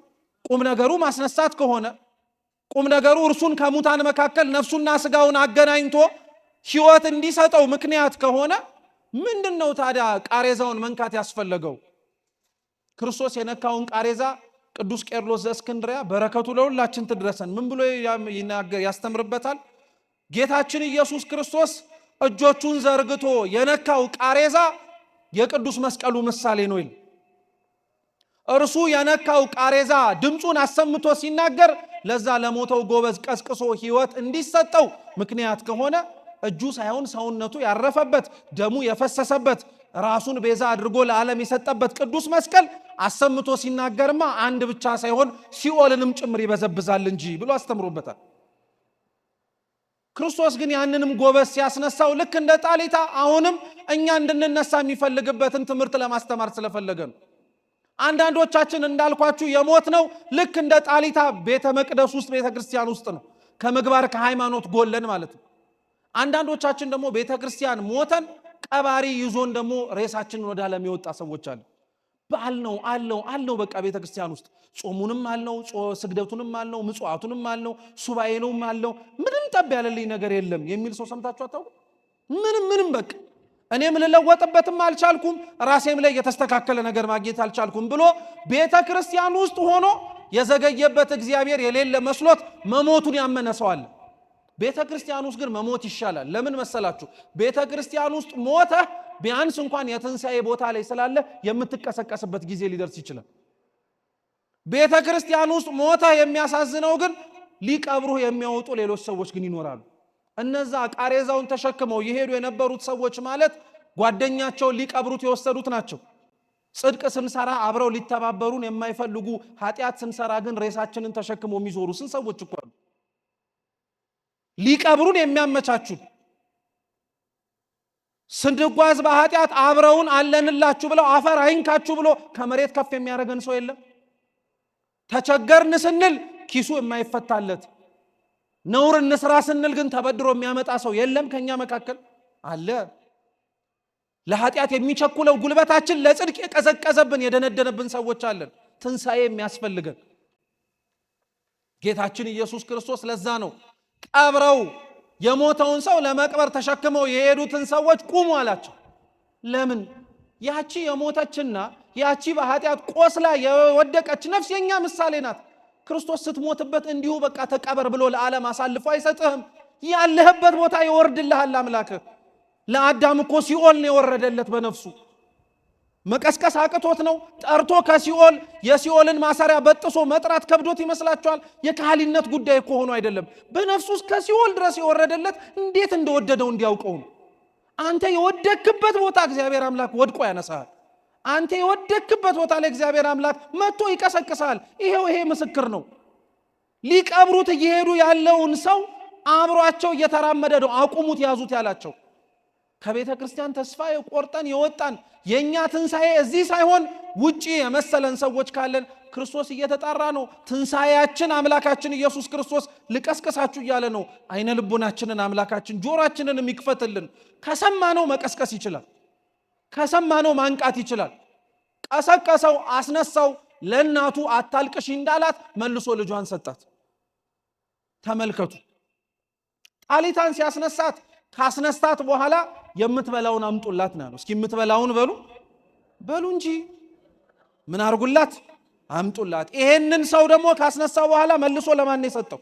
ለእናቱ። እስኪ መልሶ በሉ ለእናቱ ሰጣት። የመጀመሪያዊቷን ቤተ መቅደሱ ውስጥ የሞተችን ነፍስ ክርስቶስ ከቀሰቀሳት በኋላ እውነትም ከሙታን መካከል መነሳቷ የሚታወቀው ምግብ አምጡላት ተብሎ የተነገረውን ቅዱስ ሥጋውን ክቡር ደሙን መብላት ስችል ነው። ትንሣኤውን ገና ያላከበርን ሰዎች አለን። በነገራችን ላይ አሁንም ትንሣኤውን ገና ያላከበርን ቅዱስ ሥጋውን ክቡር ደሙን ስንቀበል ነው። ይኸው ከተነሳች በኋላ የምትበላውን ምን አርጉላት ነው ያለው? አምጡላት ነው ያለው። ትንሣኤ ማለት ቆመህ በቤተ መቅደሱ እየዘመርክና እያሸበሸብክ የምታከብረው ብቻ ሳይሆን በክርስቶስ ቅዱስ ሥጋና ክቡር ደም ጭምር ታትመህ እውነት ከሙታን መካከል መነሳትን እየመሰከርክ ለዓለም የምትወጣበት በዓል ነው። ገና ያልነቃን ሰዎች አለን ማለት ነው። ገና ያንቀላፋን ሰዎች አለን። ድምፁን እየሰማን ኃጢአትም ደግሞ ጣዕሙ ጠስቆ ጠፍንጎ የያዘን ሰዎች አለን። እቺንም እናቲቱንም አስነስቶ ለልጇ ሲሰጣት ታለቅስ የነበረችው እናት አሁንም ቅድስት ቤተ ክርስቲያን ናት። ልጆቿ ከጉያዋ ሲጠፉባት፣ በተለያየ ምክንያት ሲወሰዱባት፣ እንዲኖሩት ከታዘዙት ሕይወት ባለፈ ክርስትናውን በየዘመናቱ መለዋወጥ ሲሞክሩ ክርስትናውን በያሉበት ዘመን እንደነሱ ቅርጽ ለማስያዝ ሲሞክሩ እያየች ቤተክርስቲያን ታለቅሳለች። ስለኛ ውሃ ልክ ተብሎ የሚስተካከል የክርስትና ህይወት የለም። እኛ እያደግን ወደ ክርስትናው ህይወት እንመጣለን እንጂ እኛ በወረድበት እያወረድን እኛ ባጠበብነው ልክ እያጠበብን የምንኖረው የክርስቲያናዊ ህይወት የለንም። ሰፊ ወደ ሆነው ገብተንም ልንፈጽመው ወደማንችለው ከእግዚአብሔር ጋር ካለው ህብረት ጋር ከፍ ብለን ለማደግ እንሞክራለን እንጂ ያንን አናደርግም። የምናደርገውን ነገር በሙሉ እያየች ቤተክርስቲያን ልጆቿ ከውስጥ ተሰብስበው ጸናጽል እየመቱ ይዘምሩ እንጂ ቤተክርስቲያን ግን ታነባለች፣ ታለቅሳለች በደንብ አድርጋ። መሞታችንን የማናውቅ ሰዎች እንዳለን ታውቃለች። ሰዎች ወስደው ሊቀብሩን ቃሬዛ ላይ እንደተሸከሙን የኃጢአት አልጋዎቻችንን እንዳይቆረቁረንም ጭምር የሚያመቻቹልን ሰዎች እንዳሉ ታውቃለች። እንደው ክርስቲያኖች ለራሳችሁ ብላችሁ መነሳት እንኳን ቢከብዳችሁ ላሳደገቻችሁ ቤተክርስቲያን ብላችሁ እባካችሁ ተነሱላት። ቤተክርስቲያን ሁላችን ላይ ደክማብናለች። እውነቴን እንምላችሁ ላስተማረውና ለሚማረው ሰው ብቻ አይደለም፣ ከእግዚአብሔር መለኮታዊ ከሆነው ስጦታው ያለ ምንም ዋጋ ሁላችንንም ሰማያዊ ዜግነትን ሰጥታናለች። ስንቆርብ አልከፈልንም፣ ስንጠመቅ አልከፈልንም። ታመን ስንመጣ ጸበል ውስጥ ስንፈወስ እግዚአብሔር አምላክ ምንም አይነት ነገር ስጡኝ አላለም፣ እኛን ብቻ ነበር የፈለግነው። እኛ ግን ሀብት ንብረታችንን የምናመጣውን ቁሳቁስ በሙሉ ከምረንለት ራሳችንን ግን ከቀባሪ ጋር እያስቀበርን እንወጣለን። እና እውነት ተነሳን ብለን ነው ይሄንን በዓልስ የምናከብረው። ክርስቶስስ እውነት ነው ከሙታን ተነስቷል። በዛ ደስ ተሰኝተን ስብከታችንም ቅዱስ ጳውሎስ እንዳለው ከንቱ እንዳልሆነ አምነን እንድንናገራለን። የኛን ህይወት ግን ስናየው እንኳን ልንነሳ የተቀበርንበት መቃብር ራሱ ተመችቶን እየተገላበጥን ያለንበት ኃጢአት አልፈታ ብሎን የተጨነቅን እንዳለን ሁሉ ከምንሰራው ጽድቅ ይልቅ እየሰራ ነው ያለነው ኃጢአት እያመጣልን ያለነው ነገር ደስ አሰኝቶናል። እውነት እኮ ነው። ኃጢአት ስንሰራው ኃጢአት ስናደርጋት የሚሰማን ደስታ በቅጽበት የምናጣጥመው ስለሆነ ኃጢአት ለሁላችን ቅርብ የሆነችው ለዚህ ነው። ልብ ብላችሁ ስሙኝ ክርስቲያኖች፣ ኃጢአትን የምንሰራት በኃጢአት የሚመጣው ደስታ ቅርባችን ስለሆነ ነው። ጠጥተን ለመስከር የምንሄደው ሳቅ ቅርብ ስለሆነ ነው። ጨዋታው ስለሚመጣ ነው የምንለው አይደል? ጾመን ጸልየን ሰግደን መጽውተን እግዚአብሔር የደከምንበትን የድካማችንን ዋጋ ግን ሲከፍለን አናየው። ለኃጢአት ለምንሮጠው ሩጫ ደሞዙን ወዲያው እናገኘዋለን። ለጽድቅ ለምንደክመው ድካም ግን እግዚአብሔር አምላክ የሚሰጠንን ደሞዝ ያዘገየዋል። ለምን? በምድር ከሚከፍለን በሰማይ ሊከፍለን ስለመረጠ እኮ ነው። እውነቴን የምላችሁ ክርስቲያኖች፣ ድካማችንን ስለ እግዚአብሔር ስንል ያደረግናቸውን መንፈሳዊ ነገሮቻችንን በሙሉ እግዚአብሔር በምድር እንዲከፍለን እንዲያውም አንጠይቅ። በምድር ካልከፈለንም ያልሰማን እንዳይመስለን። የጸሎታችን መልስኛ መኪና ማሽከርከር አይደለም።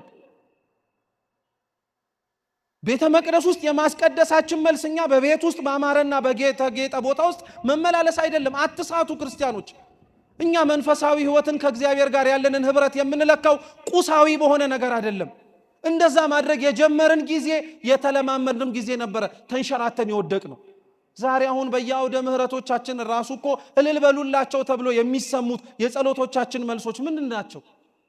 መኪና ገዛን አይደለም? ቤት ገባን አይደለም? ስራችን ተቃና አይደለም? ማን ከኛ መካከል መጥቶ ስለፈቀደልኝ ቤተ መቅደሱን ስም ያለው ብሎ ስላስቀደስኩኝ ከመቅደሱ ከሰማያዊ ደጃፍ ቆም ያለው ብሎ ዋጋም የተከፈለለትን ቅዱስ ሥጋውን ክቡር ደሙን ለመቀበል በቅቻለሁ ብሎ እንደው በህይወታችሁ እልል ያስባለ ምመን ታውቃላችሁ? አናውቅም እኮ። እኔ በግሌ አላውቅም። ለምን? የጸሎታችንን መልስ ምድራዊ በሆነ ዋጋ እየተመነው ስለተቸገርን እኮ ነው። አይደለም። ዋጋችን ሰማያዊ እንደሆነ አትርሱ ክርስቲያኖች። ዋጋችን ምድራዊ እንዳይሆንም ጭምር ነው እግዚአብሔርን የምንለምነው። በተገላቢጦሽ ግን ሰይጣን የሚያሰራውን ኃጢአት ወዲያውኑ ደሞዙን ይሰጣል። እግዚአብሔር የሚያሰራውን እንድትሰራ የከፈተልን የጽድቅ በር ግን ስታደርገው በጥቂቱ የመንግስተ ሰማያትን ጣዕም እንድትቀምስ እያደረገ ስለ ድካምህ መጽናናትንና ማንም ሊቀማው የማይችለውን መንፈሳዊ ደስታና ሰላም እየሰጠ ፍጻሜው ግን ከሱ ጋር እንድትሆን ያደርጋል። እውነቴን እኮ ነው የምላችሁ ክርስቲያኖች፣ የጸሎታችንን ምላሽ በሙሉ መሬት ላይ ብናገኘው እኮ የምናፍቀው ገነት ይኖራል። እንድንገባበት የምንቸኩልበት መንግስተ ሰማያትን እንጣራ ይሆናል። እግዚአብሔር እንኳንም አጎደለብን፣ እንኳንም አሳጣን፣ እንኳንም ሰላም የተነሳ ነውን እንደዚሁ እንኳን አረገን። ቢያንስ በዚህ እንኳን ማንን እየጠራ ነው? እግዚአብሔርን እየጠራ ነው። አገር ሰላም ሲሆንማ ማን ትዝ ይለዋል? መድኃኔዓለም ማን ትዝ ይለዋል? ያ የተዘረጋጁ ማን ትዝ ይለዋል? ኑ ልጆቼ እያለ የሚጠራው ድምፁ ማንኛችንም ትዝ አይለንም። ሲጀመርም እግዚአብሔር አምላክ እንዳስቀመጥነው ዕቃ የትም ብንሄድ ተመልሶ የምናገኘው የሚመስለን ሰዎች እኮ ነን። በጣም ነው የምናሳዝነው። ከዚህ በላይ ሞት የለማ ክርስቲያኖች። እውነታው እንደዛ እንደሆነ ማወቅ መቻል አለብን። ትንሣኤውን የክርስቶስን አስበን ደስ እንደምንሰኘው የኛን ግን ቅድስት ቤተክርስቲያን ሁኔታችንን አይታ ታለቅሳለች፣ ታነባለች። የቤተክርስቲያናችንን እንባ የምናብሰው ተደራጅተን በመጮህ አይደለም፣ ንስሐ ገብተ ቅዱስ ቁርባን ስትቀበል ያኔ የቤተክርስቲያን እንባዋ ይታበሳል። ያኔ ክብርህ ይመለሳል። ያኔ ያጣውት የምትለውን የእግዚአብሔርን ሞገስ ታገኘዋለህ። እንዲሁ በመጮህ እንዲሁ በምናምን አይመጣልህ። ይሄ ሐቅ ነው። ሐዋርያት ያጡትን፣ ሐዋርያት የጎደለባቸውን፣ ሐዋርያት እንዲኖራቸው ያስፈለገውን ነገር በሙሉ ያገኙት የአምላክ ቅዱስ ሥጋ ክቡር ደምን ተቀብለው በፍጻሜው መንፈስ ቅዱስን ሲያገኙ ነው እንጂ ዝም ብለው እንደዚሁ ስለመረን ለቀው ስለዞሩ አይደለም። እግዚአብሔር ለሁላችን በቸርነቱ የልባችንን መሻት ሁሉ ይስጠን። ሶስተኛው የመጨረሻው ክርስቶስ ከሙታን መካከል ያስነሳው ወዳጁ አልዓዛር ነው። የዮሐንስ ወንጌል ምዕራፍ 11 ላይ ያለ ታሪክ ነው። ከሁለቱ አሁን ቅድም ከነገርኳችሁ ታሪኮች የሚለየው ይሄ አንደኛ አልዓዛር ለክርስቶስ ቅርቡ በመሆኑ ነው። ሌሎቹን ክርስቶስ ያውቃቸዋል፣ አምላክም አይደለ፣ ለሱ እንግዳ የሆነች ነፍስ የለችም። አልዓዛርና ቤተሰቡን ግን ክርስቶስ በቅርብ የሚያውቃቸው ናቸው። በቅርብ የሚያውቃቸው ብቻ ሳይሆን ቤታቸው ውስጥ የሚስተናገድም ጭምር ነው። ቤታቸው ውስጥ የሚስተናገድም ጭምር ነው። ቤታቸው ለክርስቶስ ክፍት ነው። ለክርስቶስ ክፍት የሆነ ቤት ክርስቲያን ሊኖረው ያስፈልጋል። በነገራችን ለክርስቶስ ክፍት የሆነ ቤት ማለት ታርዞ ቢመጣ፣ ተጠምቶ ቢመጣ፣ እንግዳ ሆኖ ቢመጣ፣ ተርቦ ቢመጣ፣ እስረኛ ሆኖ የሚያርፍበት አቶ ቢመጣ ተከፍቶ የሚያስተናግደው ቤት ማለት ነው። ለክርስቶስ ክፍት ነበረ ቤታቸው። ክፍት ከነበረው ከክርስቶስ የሚስተናገድበት ቤት ውስጥ ግን ሐዘን ተሰማ። ትልቁም ነገር ነው ይሄ። እግዚአብሔር ከኛ ጋር ስለሆነ ማለት ሰው የሚደርስበት አይደርስብንም ማለት አይደለም። እየሰማችሁ ነው? እግዚአብሔር በቤት ስለሚመለክ፣ እግዚአብሔር በቤታችን ውስጥ ንጉሥ ሆኖ ስለተሾመ፣ በሕግና በሥርዓትም ጭምር ስለምንመላለስ በሰው የሚደርሰው በእኛ አይደርስም ማለት አይደለም። አንዳንድ ሰው ከእግዚአብሔር ጋር ካለው ቅርበትና ከእግዚአብሔር ጋር ከሚታዘዘው የትእዛዛቱ ተገዥነቱ የተነሳ ሕመም እንዲመጣበት አይፈልግም። ሞት እሱ ቤት እንዲያንኳኳ አይፈልግም። ሲጸልይ መሰማትን፣ ሲጣራ አቤት መባልን ብቻ ነው የሚያውቀው። አይደለም። ክርስቶስ ይወዳቸው ከነበረው ከዚህ ቤት ውስጥ አልዓዛርን ጠርቶታል። እንዳልኳችሁ ነው ክርስትና የሚመዘነው ምድራዊ በሆኑ ቁሶች ማግኘትና ማጣት እንዳልሆነ ሁሉ እግዚአብሔር ከኛ ቤት ውስጥ ለመገኘቱ ማሳያ ሆኖ የምንናገረውና የምናስተምረው ምንም አይነት ነገር ሳይደርስብንና ሳይሆንብን መቅረታችንን በማየት አይደለም፣ ሲደርስብን በምናሳየው ግብረ መልስ ነው። አልዓዛር ሞተ ብለው ለጌታችን ለኢየሱስ ክርስቶስ ነገሩት። መርዶን ከሰማበት ስፍራ ላይ 4 ቀን ቆየ። መሞቱን ሰምቷል። ቸኩሎ ግን ሄዶ ሐዘንተኛ እንደሚያደርገው ስርዓት ሊደርሰው አልፈለገም። ዘገየ፣ ዝም አለ። ሐዋርያቱ ነገሩት፣ ወዳጅ አልዓዛር ሞቷል ብለው አሳሰቡት። ራሱ ጌታችን ኢየሱስ ክርስቶስ ግን ሰዓቱ ሲደርስ ወዳጄ አልዓዛር ተኝቷል፣ ልቀሰቅሰው ሄዳለዋል። ሐዋርያት አሁንም ባልታደሰ አይምሮና ሰውነታቸው እንግዲያውስ ተኝቶ ከሆነ የሚቀሰቅሰው ይጠፋልን አሉ። እሱ ግን እያወራ የነበረው ሞት ስለተባለ እንቅልፍ ነው። በግልጽም ነገራቸው።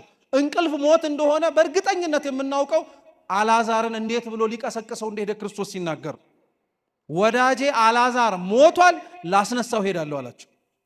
ሞትን እንቅልፍ ሞት ብሎ እስካሁን ስነግራቸው የነበረው እኛ ያመጣ ነው አይደለም፣ ራሱ ክርስቶስ ወንጌል ላይ ሲናገር ተጽፎ ያገኘ ነው። ጌታችንም አልዓዛር ወደ ተቀበረበት ወደ ኢየሩሳሌም ከተማ ገባ። መምጣቱን የሰሙ ሰዎች በሙሉ ሊቀበሉት ወጡ። ደስ ተሰኝተው የሚቀበሉት ነበሩ። እርሱ ግን የመጣው ደስታን ለመካፈል አይደለም፣ ሐዘናቸውን የማርታና የማርያምን ለመድረስም። መምጣቱን ህዝቡ በሙሉ ሲሯሯጥ መስማቱን ሰምታ ማርታም እየሮጠች ሄደች። ጌታ ሆይ አንተ ከኛ ጋር ብትሆን ኖሮ ወንድማችን ባልሞተ ነበር አለ። እያንዳንዳችን ህይወት ላይ እግዚአብሔር ከኛ ጋር ባይሆን ኖሮ ይሄ ባልኖረብን ነበር የምንለው ጊዜ አለ። ሁላችንም በቃ ሰምቶን እንዳልሰማ አይቶን እንዳላየ የሚሰማን ስሜት አለ። እግዚአብሔር ግን ያያል፣ ክርስቲያኖች ይሰማል። ታክቶ በቃኝ የሚለው የኛ ጩኸት የለም። እንደ ሰው አይደለማ። ክብር ምስጋና ይድረሰው። ሰው እኮ ነው የሚታክተው። ሰው እኮ ነው የኛ ጩኸት በዛብን ብሎ ዝም በሉ የሚለው። እግዚአብሔር አይልም። ለሰው መጮህ የከበዳችሁን ነገር ለእግዚአብሔር ነው መጮህ። በቃ ዝም በሉ አይልም እርሱ። ከምን ተነስተን እንደምትጮህ ያውቃል። ከምን ተነስተን እንደምትጠራው ያውቃል እግዚአብሔር። አንተ ከኛ ጋር ብትሆን ኖሮ ወንድማችን ባልሞተ ነበር አለችው። ወዳጃችን ወንድምሽ አልዓዛር ይነሳል አላት። አዎ ዳግም በሚመጣበት በክብሩ በዙፋኑ በእግዚአብሔር የዛች ቀን ላይማ እንደሚነሳ አምናለሁ አለች። እሱ ሊቀሰቅሰው የመጣው ዳግም ምጽአት ሊያስነሳው አይደለም፣ አሁን ሊቀሰቅሰው ነበር የመጣው። ወዲያውኑ እየሮጠች ሄደች። ተመልሳ ትንሣኤና ሕይወት እኔ ነኝ ያላትን ክርስቶስን ንግግሩን ሳይጨርስ ያሁላ ሰው ከመንገድ ላይ ስላስቀረው ገባችና ለእህቷ ለማርያም መምሩ መጥቷል ይጠራሻል አለች። አልጠራትም እኮ በነገራችን ማርታን ሂጂና ማርያምን ጠራት አላለች። ግን ማርታ በእሷ ስጋዊ አስተሳሰብ እሷ ስትናገር ካልተሰማች ማርያም እግሩ ስር ቁጭ ብላ ትማር ግን ስለነበረ ቅርብ ናትና እሷ ትጩህ ትናገር ብላ ማርያምም እየሮጠች ወጣች። ለቅሶ ለመድረስ ተሰብስቦ የነበረው ሕዝብ በሙሉ እየሮጠ እርሷ ያለችበትን ለመከተል ወጣ። ምናልባት ሐዘኑ ጸንቶባት መቃብር ሄዳ ታለቅስ ከሆነ ብሎ ማለት ነው። እሷ መቃብር አልሄደችም። ክርስቶስ መጣ ሲባል ነው የሮጠችው። ደስ አይልም? በጣም እኮ ነው ደስ የሚለው። እውነት መቃብር ጋር የማይሮጡ እግሮች ክርስቶስ ጋር እንደሚያስነሳው አምነው ለመጽናናት የሚሽቀዳደሙ እግሮች አሁንም ድረስ የሞቱና ያንቀላፉ ወዳጆቻችንን መቃብሮቻቸው ጋር ሄደን ጉንጉን እናስቀምጥላቸዋለን። ያረፉትን ነፍሳት እግዚአብሔር ግን በአጸደ ገነት እንዲያሳርፋቸው ቤተክርስቲያን አንመጣም። ማርያም ግን እየሮጠች ወደ መቃብሩ ሳይሆን ወደ መጣው ወደ መምህሯ ወደ ክርስቶስ ሄደች። ክርስቶስም አያት። ድጋሚ ማርታ እንዳለችው አለችው፣ አንተ ከኛ ጋር ብትሆን ኖሮ ወንድማችን ባልሞተ ነበር አለችው። አይ ማርታ፣ አይ ማርያም አላወቁም እንጂ ማን ስጋና ነፍሱን ራሱ ያልዓዛርን ለየውና እሱ ራሱ አይደል እንዴ? እሱ ራሱ እኮ ነው። እነሱ ግን ስላላወቁ በቦታ ስላልነበረ ከነሱ ጋር ሲሄድ ሲሸሽ ከሱ መሸሽና መሄድ ጋር አብሮ የመጣ ነገር መስሏቸው ነበር። እግዚአብሔር ግን አልዓዛር እንዲያርፍ የፈቀደው አልዓዛር ካረፈም በኋላ 4 ቀን ሰንብቶ የመጣው ድንቅ ስራውን ሊያሳያቸው ነበር። እግዚአብሔር በእያንዳንዳችን ሕይወት ክርስቲያኖች እሱ ካልሆነ ብቻ የማይፈታቸው ቋጠሮዎች አሉ። ሁላችንም ሕይወት እሱ ካልሆነ መልስ ልናገኝባቸው ማንችልባቸው ነገሮች አሉ። በእርግጠኝነት ነው የምነግራችሁ። እነዚህ አይነት ነገሮች ከኃጢአት የመጡ ላይሆኑ ይችላሉ። ከወላጆቻችን ክፋትም ያልተነሱ ሊሆኑ ይችላሉ። የእግዚአብሔር ድንቅ ስራ ብቻ እንዲታይባቸው የተቀመጡ ቋጠሮዎች አሉ። ታስታውሳላችሁ? የዮሐንስ ወንጌል ምዕራፍ 9 ላይ ከእናቱ ማኅፀን ጀምሮ እውር ሆኖ የተወለደ አንድ ሰው ነበር። ሐዋርያትም ወደ መምህራቸው ወደ ጌታ ኢየሱስ ክርስቶስ ቀርበው እንዲህ አሉት፣ መምህር ሆይ ይህ ሰው እውር ሆኖ የተወለደው በወላጆቹ ኃጢአት ነው ወይስ በራሱ ነው አሉ። ጌታችን ምን አለ?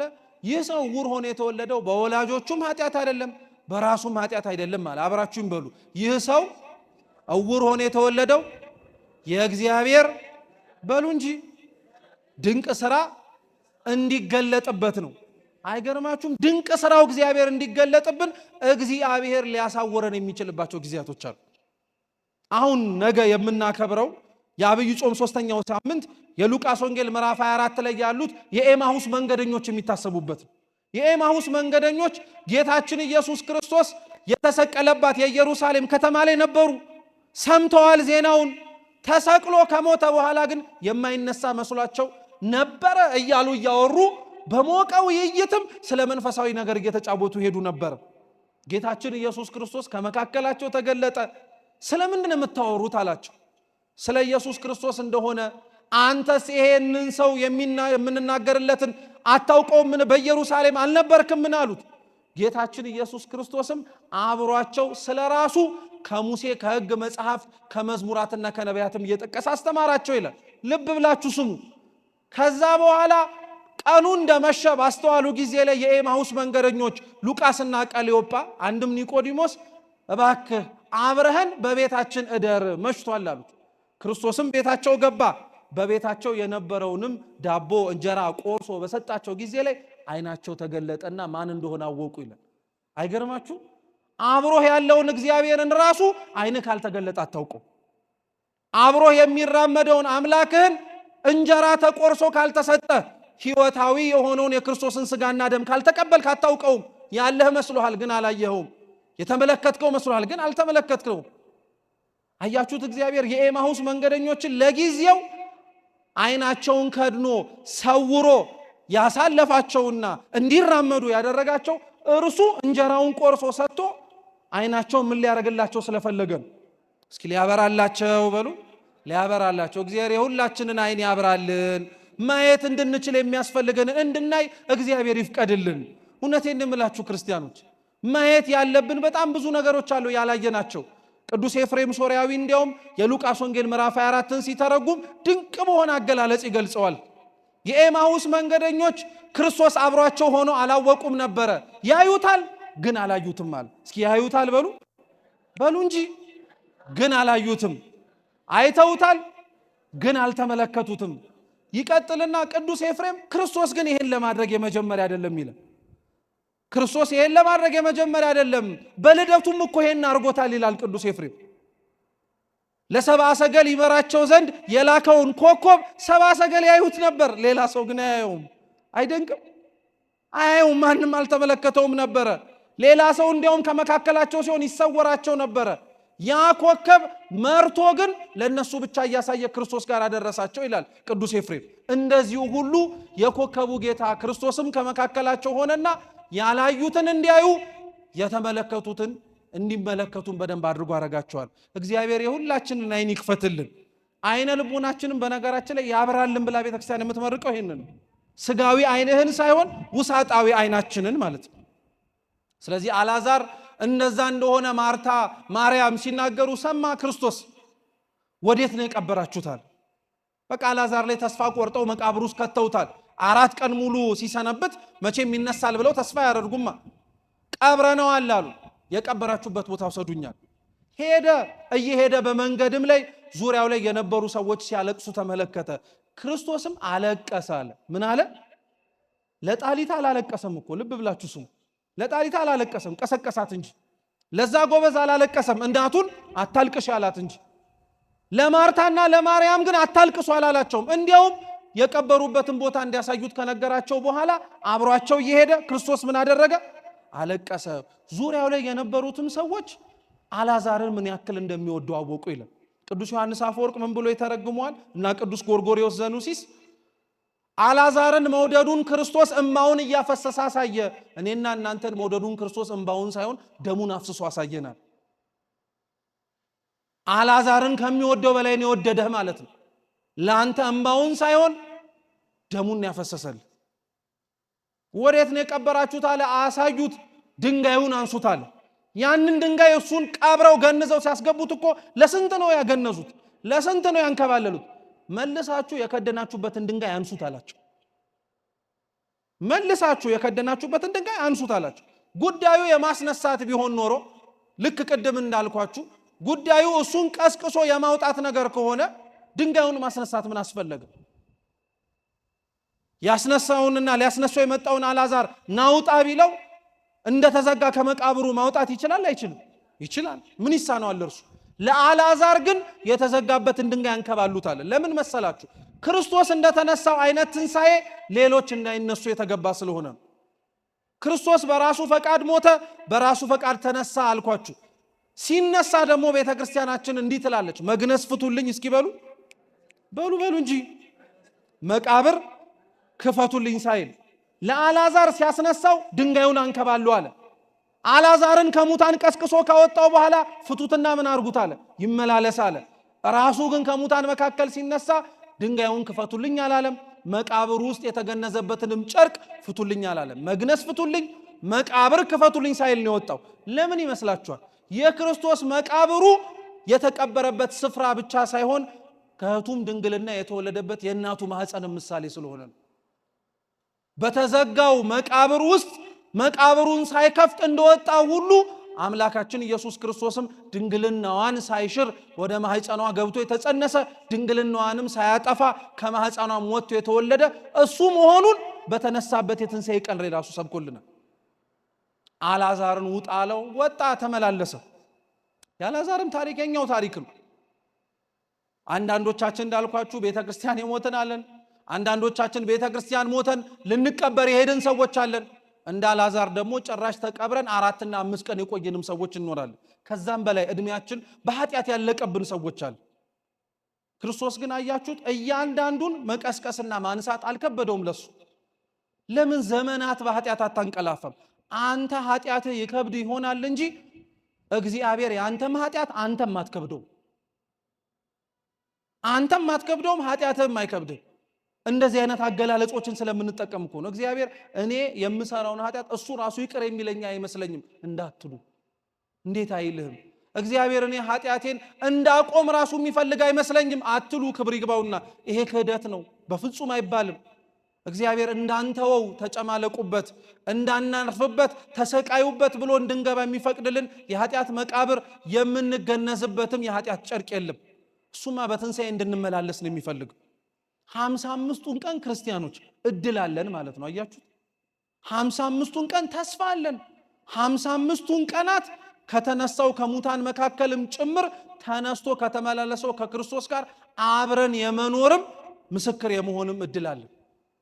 ቅዱስ አትናቴዎስ ዘእስክንድርያ በሕይወቱ ከኒቅያ ጉባኤ በኋላ በጣም የታወቀ አቃቤ እምነት ስለነበረ ብዙ ሰዎች ብዙ ጥያቄ ጠይቁት ነበር እና ቅዱስ አትናቴዎስን ከተጠየቁት ጥያቄዎች መካከል አንድ ሰው መጥቶ ምን አለ? ክርስቶስ ከሙታን መካከል እንደተነሳ በምን ታውቃለህ? ትንሣኤ ሙታንስ እንዳለ በምን ትረዳለህ? ብለው ጠየቁት። የጠየቁት ሰዎች ክርስቲያኖች የሚያምኑ ሰዎች ስለነበሩ አትናቴዎስ ቅዱሳት መጽሐፍትን ሊገልጥ አልፈለግም። አትናቴዎስ ይዟቸው እጃቸውን ወደ ከተማ ወጣና መነኮሳትን አሳያቸው። ምኖችን አልኳችሁ? መነኮሳትን አሳያቸው። መነኮሳትን አሳያቸውና ምን ይታያችኋል አላቸው። መነኮሳት አሉት። መቼም ድሮም አይነ ልቡና ያልበራ ሰው በአይነ ሥጋ የሚታየውን መናገር ልማዱ ስለሆነ ነው። አይነ ልቡናው የበራለት ሐዋርያዊው ቅዱስ አትናቴዎስ ግን ምን አለ? እኔ ግን መነኩሴ ሳይሆን የሚታየኝ የቆመ ሰው ነው የሚታየኝ አለ። የቆመ ሰው ብቻ አይደለም፣ ሲገነዝ ጸሎተ ፍትሐት ተደግሞለት ምንኩስና የሚቀበል ማንኛውም ሰው ጸሎተ ፍትሐት ይደገምለታል። ሞቷል ለዓለም። ከዚህ በኋላ የሞተ ሰው የሚጸለይለትን ጸሎት ተጸልዮ ግን መቃብር ላይ ሳይሆን የምታዩት ቆሞ መሬት ላይ ምን እያደረገ ነው? እየተራመደ ነው። ከትንሣኤ ሙታን ከመነኮሳት በላይ ምስክር የለም አላቸው ይባላል ቅዱስ አትናቴዎስ። የመነኮሳት ምስክርነት በጸሎተ ፍትሐት የሚደገምና የሚታወቅ እንደሆነ ሁሉ ክርስቲያኖች እኛም ሁላችንም ለትንሣኤው ምስክር የመሆን ግን ኃላፊነት አለብን። መጽሐፍት በሌሉበት ተመላላሽ ሕይወት በሚታጣበት ቦታ ላይ ክርስቲያኖች ናቸው የትንሣኤ ምስክር፣ ሌላ ማንም አይደለም። ስንጠመቅ በመቃብር ውስጥ ለመግባታችን ምሳሌ ከሆነ ሁላችንም ተጠምቀናል። ተጠምቀን ግን አልቀረንም። ከገባንበት የመጠመቂያ ጉድጓድ ደግሞ ተመልሰን ወጥተናል። ስንወጣ ደግሞ የትንሣኤው ምሳሌ ነው። እንደተጠመቀ ሰው ክርስቶስ ከሙታን መካከል ተነስቶ እንደሚመለክባት እንደ ቅዱስ ቤተ ክርስቲያን ክርስቲያኖች ለመመላለስ እግዚአብሔር አምላክ ይፍቀድልን። የሰማነውን በልቦናችን ሰሌዳ ይጻፍልን።